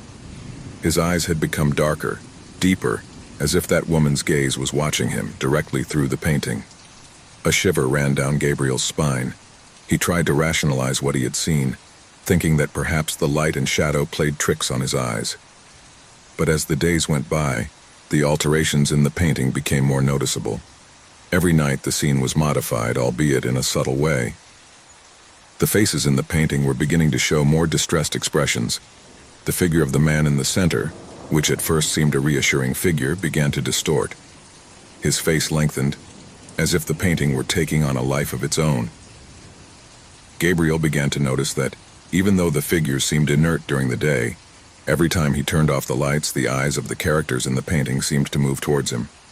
One night, while studying the painting, something even stranger happened. The scene was completely altered. The painting family was no longer gathered around the table. Instead, the characters seemed to be facing each other, their faces disfigured by terror. The man in the center of the table seemed to be screaming, but he made no sound. The figures were surrounded by a thick fog, as if the painting itself was being swallowed by something dark and ominous. Gabriel felt trapped in a nightmare. He began to see shadowy figures reflected on the surface of the canvas. I couldn't take my eyes off the painting, but at the same time I felt a growing sense of anguish. He decided to research the history of the painting, looking for any clue as to its origin. However, what he found only plunged him further into mystery. There were no records of that work, nor of the family portrayed in it. The only thing he could find was a hidden note on the back of the painting that read, "Darkness takes away what it touches." This note, written in an ancient calligraphy, appeared to be marked with a red stain, as if it were blood. One afternoon, when returning from work, Gabriel found the painting completely changed. The scene had advanced. Now it showed the characters in what seemed an even more disturbing scenario. A fire was burning behind the family, consuming the scene in total chaos. The woman's figure, which at first seemed to be the calmer figure, was now wide-eyed, her hands raised as if trying to scream, but not audibly. Gabriel was indescribably attracted to painting, but at the same time an unbearable terror seized him. One night, as I was looking at the painting through a dim light, something worse happened. The figures began to move in the painting. The woman on the right, the one who originally looked so calm, slowly raised her hand to the surface of the painting. Gabriel took a step back, trembling. A shrill scream echoed through his head, a sound of despair and pain. Suddenly, the woman's figure began to slowly fade away, as if she was being absorbed by the fire at the bottom. Every time I looked at the painting, something else changed, something creepier. The characters were no longer only horrified, but seemed to be suffering, as if the painting was taking their lives. Gabriel began to feel a presence, something that slipped behind him, watching him as he looked at the painting. I couldn't escape that feeling that I wasn't alone. Then something even more terrifying happened. During one of his sleepless nights, Gabriel woke up with a feeling of tightness in his chest. He looked at the painting and saw something he had never imagined. One of the figures in the painting, the man sitting at the table, had disappeared. Instead, he was himself staring from the canvas. The painting had captured him. Terror seized him. Gabriel tried to move away, but his eyes could not stop looking at the painting. The man in the painting, now with his face distorted, began to slowly move towards the edge of the painting, as if he was trying to break through the canvas. Gabriel jumped up, but the figures began to lengthen and twist, emitting whispers that echoed in his mind. The worst of all was when one of the figures began to call him by his name. Gabriel heard clearly the whisper of his own voice emerging from the painting. "Gabriel, come here." The feeling of despair completely invaded him. His mind became cloudy, and fear consumed him. He ran to the door, but when he tried to open it, the painting seemed to come to life. His eyes full of terror looked at him, and he felt that he was being pursued. The figure of the man in the painting, now with a macabre grin, began to stretch towards him, as if trying to reach for him. Gabriel could not escape that oppressive atmosphere. The man in the painting drew nearer and nearer until, with a last cry, he disappeared from the canvas, leaving only the dense fog that enveloped the scene. Suddenly, everything in the room went dark. Painting was no longer just an image on the canvas. Gabriel could no longer distinguish between the real world and the painting, as if the painting had completely absorbed him. Fear, terror, and despair surrounded him, as he watched the scene of the painting slowly unravel, taking with it the only reality he knew. The painting had served its purpose. Ever since he moved into the old apartment building, Javier had felt a strange presence. It wasn't something tangible, but a nagging sense of being watched. The building, with its narrow corridors and mold on the walls, seemed to have a life of its own. However, what worried him most was not the age of the place, or even the strange noises during the night. What really disturbed him was the absolute silence during the day, as if the building was waiting for something or someone. When Javier signed the contract, he was excited. He had been looking for a place where he could live alone, a refuge where he could focus on his work and be away from the hustle and bustle of the city. The price was incredibly low, almost too good to be true, but the realtor, an older man with a serious look, assured him that there would be no problem. However, he did not tell her everything. The first night was quiet until something strange happened. Javier woke up in the middle of the night, startled by a feeling of discomfort. I felt like something wasn't right, but I couldn't identify what it was. The air in his apartment was heavy, dense, as if someone was standing in the same room watching him. At first he thought it was darkness playing tricks with his mind, but when he looked down the hall, he could swear that he saw a slowly moving shadow. It wasn't the first time she'd moved. I had been to several places before, and I had never experienced anything like it. Even though I was used to moving and living in new places, something about this apartment seemed different. The air was charged with an energy that kept him alert, a heavy energy, as if something was trapped in that place and couldn't escape. At first, Javier tried to ignore him. He thought it was his mind, perhaps too tired from the stress of moving and adjusting to his new routine. But as the days passed, the feelings of discomfort only got worse. Every time he found himself in the hallway, he felt something following him. But when he looked back, there was nothing. It took several weeks before he decided to investigate the apartment's past. The realtor hadn't told her much about the previous tenants, only that the unit had been empty for several months. Javier felt that he needed to know more, as if that knowledge could help him understand why he felt that he was not alone. It was then that he met the neighbor of the apartment next door, a middle-aged woman named Mariana. She was sitting in the doorway, apparently waiting for someone to come by. Javier, with his natural curiosity, approached and struck up a conversation. "Do you know anything about apartment 304? He asked, pointing to her door. Mariana stared at him for a few seconds before answering. Something in his eyes didn't seem to want to talk about it, but finally, he sighed. "That place, he's not like the others," he said quietly. "The last tenant disappeared. Nobody knows what happened to him, but the building was never the same after that." Javier frowned, confused. "Did it disappear? How? What do you mean he was never the same?" Mariana looked at him again, this time more cautiously. "That person never came back. It wasn't a simple abandonment, you understand? It was as if it had vanished. And after that, strange things started to happen. People have stopped living there. They have had experiences. Nobody wants to talk about it, but maybe you should leave before something happens to you." Javier felt a chill run down his spine. He didn't know if what Mariana was saying to him was a joke, a superstition, or something more serious. However, he couldn't ignore the lingering feeling he had since moving in. It was as if the apartment was imbued with a dark energy that constantly surrounded him. That night, as he was getting ready for sleep, he heard a soft whisper coming from the hallway. It was almost inaudible, but enough to startle him. I didn't understand where it came from, but I couldn't stop thinking about what Mariana had said. The feeling of being watched intensified, as if something was waiting outside his door, waiting to enter. Determined to find out the truth, Javier began to investigate more about the apartment. In the building manager's office, he gained access to the old records. There he found an entrance that mentioned the last tenant of 304, a man named Ivan Paredes. According to records, Ivan had been an ordinary man with no criminal record, someone who had lived in the building for nearly 2 years before disappearing without a trace. There were no signs of a struggle in his apartment. There was nothing to indicate that something had gone wrong, except for the nagging feeling that something had vanished. No one in the building seemed to know more, but Javier could sense that there was something dark hiding, something he couldn't fully comprehend. As the days passed, the presence in the apartment became more intense. Every night, Javier woke up with the feeling that someone was in his room, standing next to his bed, watching him in silence. At times, he felt cold breathing on his face, and when he turned around, he found no one. The shadows seemed to move along the walls, twisting and changing shape as if they were taking on a life of their own. The straw that broke the camel's back was when, one night, Javier woke up to find his mirror fogged up, but with something written on it. The letters seemed to form slowly, as if something invisible was writing the words in the cold mist of the glass. "I'm looking at you," he said. Fear took hold of him, and he knew he could no longer ignore it. It was as if Ivan, the former tenant, had never left the place. Something in his spirit had been trapped, doomed to wander around the apartment looking for a way to communicate. Javier tried to seek help, but all efforts were in vain.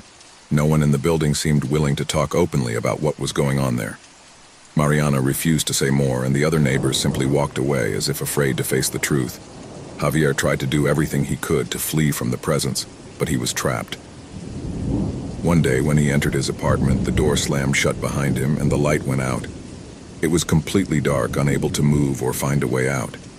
He felt a pressure in his chest, as if someone was choking him, and then he heard a voice, soft but clear, whispering in his ear, "I'm waiting for you."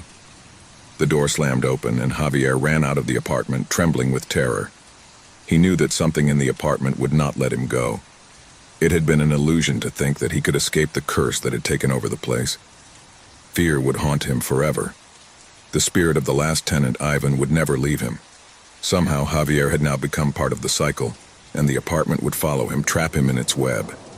It didn't matter how far it went. The darkness would always find its way to him, and there would be no escape.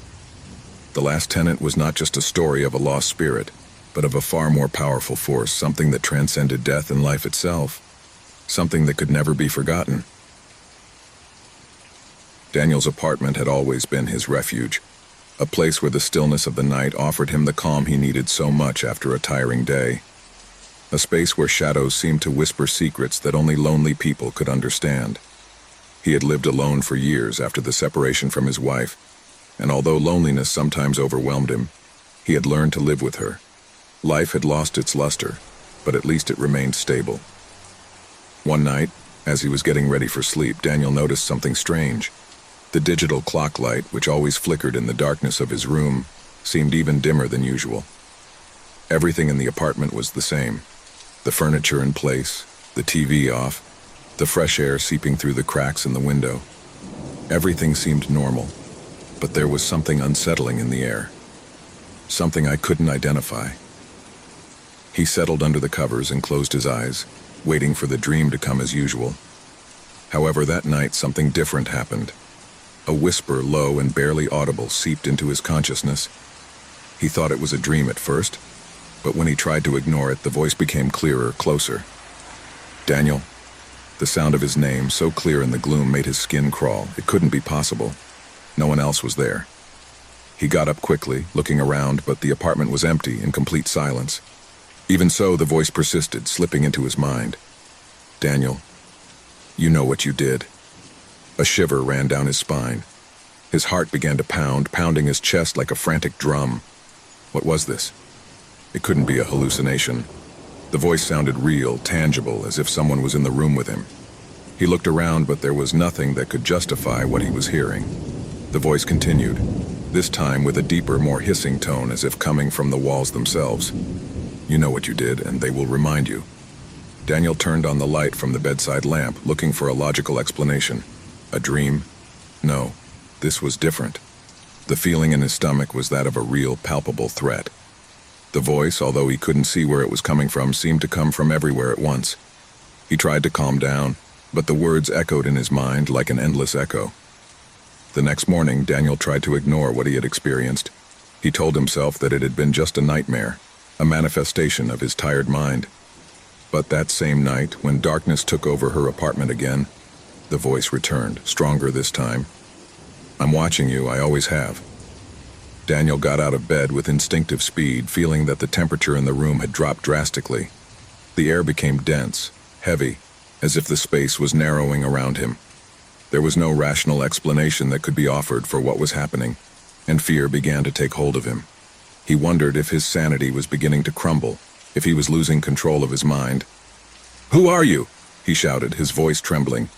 The answer came in a whisper, but this time it was different. The voice not only spoke, but seemed to come from inside his own head, like an alien thought invading his personal space. You know what I did, don't you? How did you forget me so easily? The words struck his mind with such force that he fell to his knees. The voice seemed to come from a place I couldn't comprehend. His thoughts became cloudy and the sense of panic intensified. Doubt began to sow deep roots in his mind. He remembered the separation with his ex-wife, the decisions he made, the mistakes he made, but none of that seemed enough to justify the terror he felt. An idea began to form, with fear taking over his thoughts. Could this voice, this entity, be something related to his past? Something I had tried to escape from all those years? But the voice seemed to know everything, more than he wanted to admit. The next night, as darkness fell on the apartment, the voice returned with overwhelming insistence. Daniel couldn't take it anymore. He picked up his phone and called a friend, but the call dropped before he could say anything. Panic overwhelmed him. He was alone, completely alone. Daniel, do you want to know the price of your decisions? The room was cold, the air thick and stuffy, as if he were drowning in the presence of something he could not see. The furniture, the walls, the ceiling seemed to close in on him. Each shadow seemed to lengthen unnaturally, and the light from the lamp flickered faintly. The voice began to laugh, a low, guttural laugh seeping into his brain. The feeling that something was watching him, lurking around him, became unbearable. Daniel felt as if something was dragging him along, something dark that took hold of his soul, squeezing it, making him relive his worst fears. You can't escape. You never can. Suddenly the sound of footsteps echoed in the hallway. They were slow, heavy steps, as if someone were walking with deliberate calm, approaching his door. Daniel's mind began to fragment. The voice continued to whisper, but he could no longer distinguish between reality and the nightmare that had taken hold of his mind. He got out of bed, but his legs didn't respond well. Anxiety dominated him. His breathing was agitated, and fear had paralyzed him. When he tried to open the door to get out, something stopped him. The door was locked from the outside, and a cold, invisible hand seemed to hold it firmly. "You know what you did. Remember?" The voice was much closer now. Terror seized him. His mind struggled to find a way out, but the shadows, thicker and denser, seemed to close in on him. He couldn't run away from his own darkness, from his own memories, from the decisions he'd made that were now in some way condemning him. Suddenly the door opened with a blood-curdling creak. Daniel took a step back, watching in horror as the figure of a woman appeared at the entrance. His eyes were empty, lifeless, and his face was a mask of pain and suffering. The woman walked toward him with terrifying slowness, as if every step she took was a sentence. "Do you remember me, Daniel?" It was as if the voice that had been harassing him for so long had finally taken shape. The woman in front of him seemed to be a manifestation of his own demons, his own guilt. Fear completely paralyzed him as the figure advanced toward him. He tried to scream, but his throat was closed and he couldn't make a sound. "Do you remember me, Daniel?" The voice repeated, this time louder, deeper, more terrifying. With a cry of despair, Daniel fell to the ground, his mind finally collapsing under the weight of the terror that had haunted him for so long. The woman leaned over him, her empty eyes fixed on his, and at that moment, Daniel understood. She was his ex-wife. The figure stared at him, smiling with an expression that mixed sadness and revenge. Before he could react, darkness completely enveloped him, and the last thing he heard was his own voice, whispering from somewhere inside his mind, "I told you. You can't escape." The room fell silent and the light went out. The shadows returned to the place where they had always been, but this time the dark presence had won. Daniel never woke up. It was a dark and cold night when, after hours of driving on desolate roads, David finally saw the lights of the forgotten hotel. He was alone on the journey, and the road seemed endless. The thick fog that covered the landscape gave him a sense of deep isolation, almost as if the world had disappeared. The hotel sign, covered in dust and rust, flickered faintly with the yellowish light coming from a lamp that seemed to be on the verge of going out.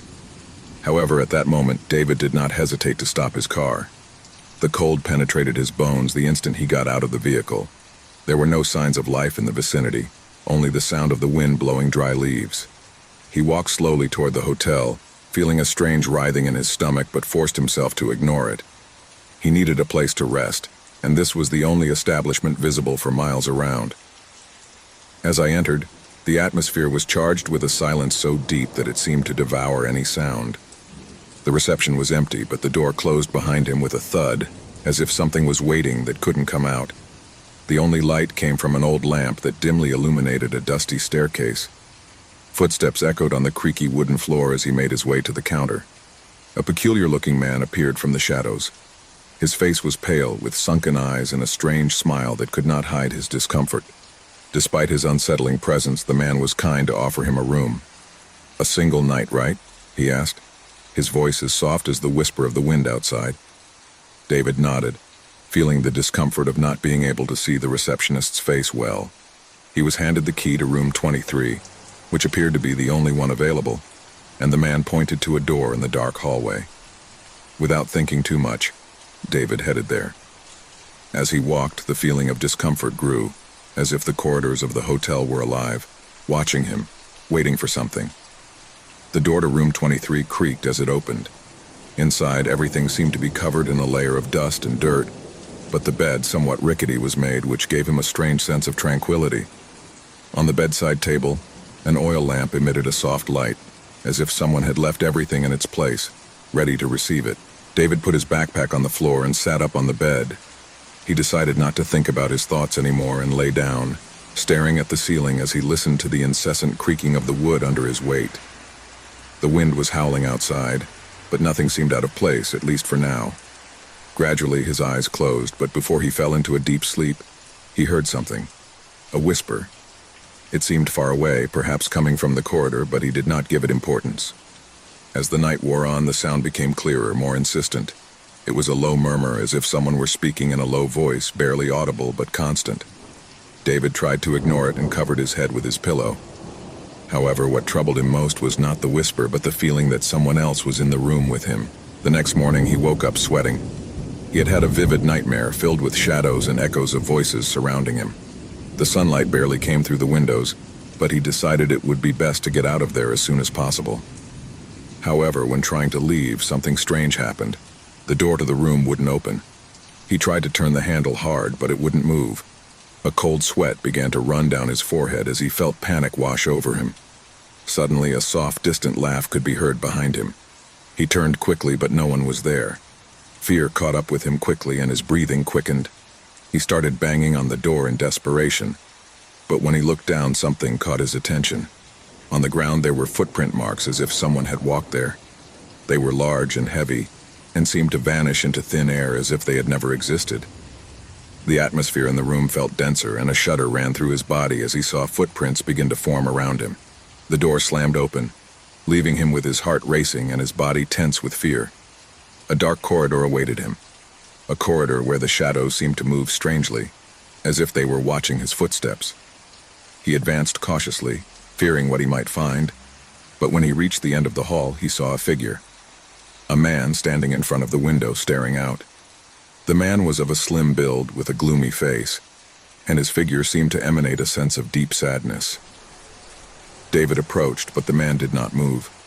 When he was close enough, the man spoke without turning. "Did you stay overnight?" he asked, his voice soft, like a whisper lost in the wind. David nodded, not knowing what to answer. The man turned it around slowly, and that's when David saw it right.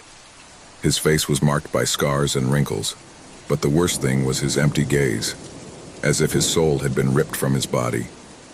The feeling of terror enveloped David, and he felt a shudder in his spine. "This hotel is full of shadows," the man continued. "Shadows of those who died here. No one leaves, no one escapes." David backed away, feeling the terror paralyze him. He wanted to flee, but his legs did not respond. The man began to walk toward him, and with each step, his body faded further until he became a shadow, an ethereal presence surrounding David. "You're going to stay here with us, just like the others." The room began to darken around him. The light from the oil lamp suddenly went out, and the corridor was filled with twisted shadows, figures floating aimlessly, slowly moving towards him. The feeling of despair enveloped him. He was no longer alone. The place became a prison, and the shadows of the people who had died there surrounded it. "This place never closes," whispered the shadow, "and you won't go out either."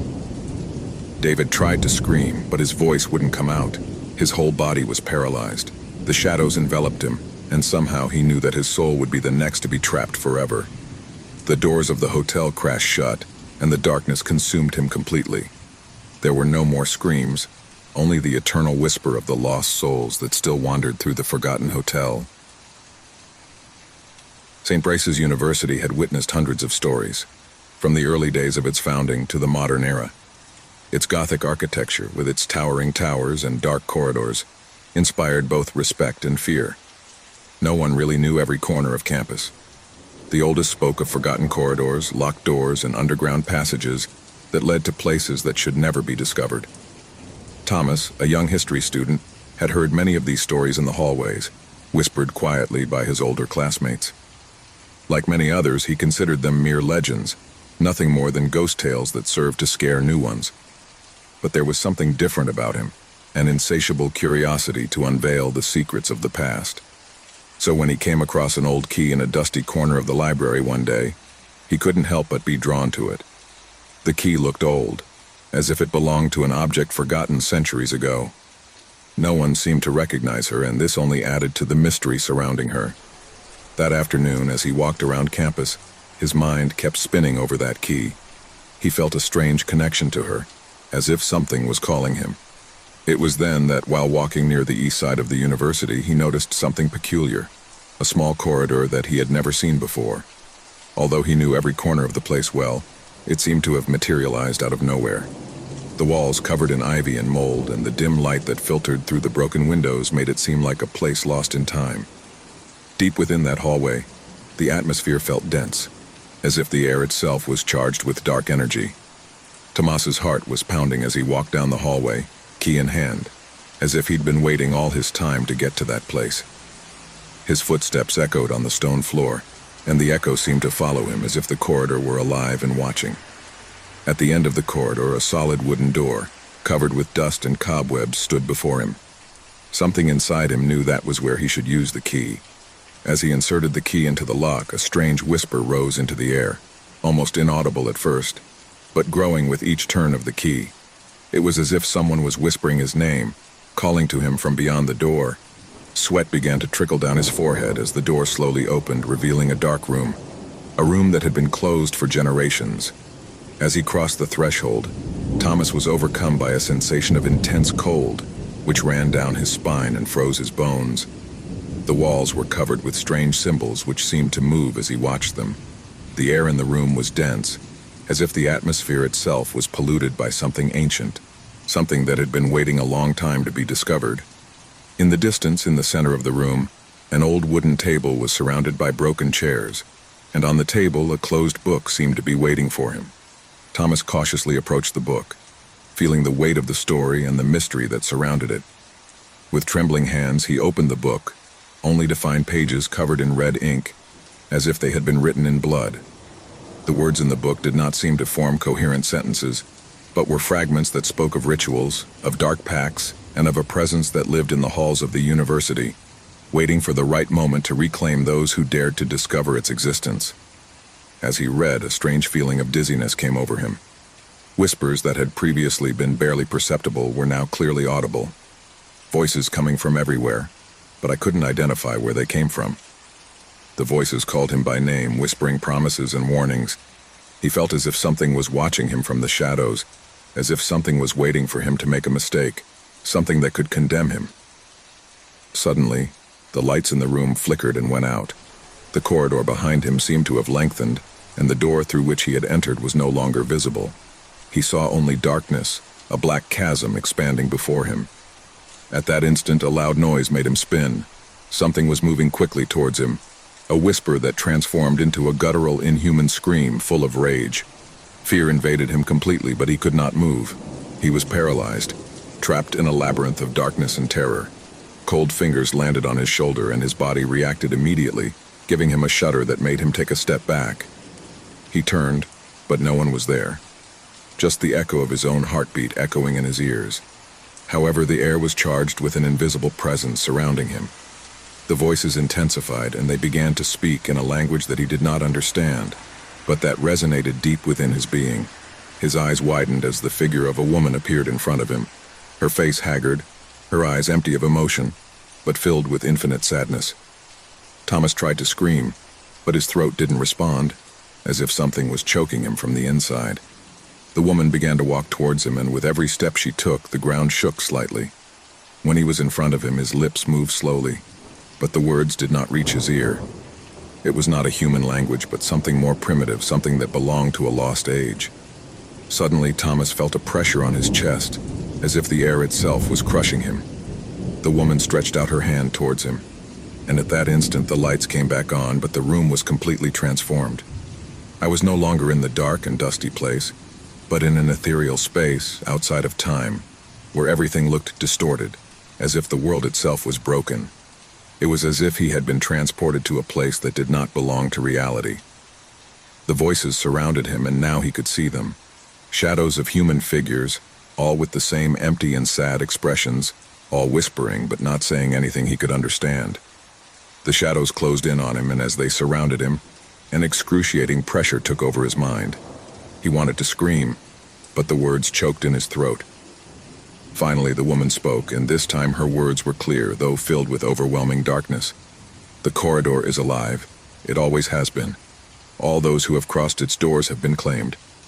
And now, it's your turn. Panic took hold of him, but he couldn't move.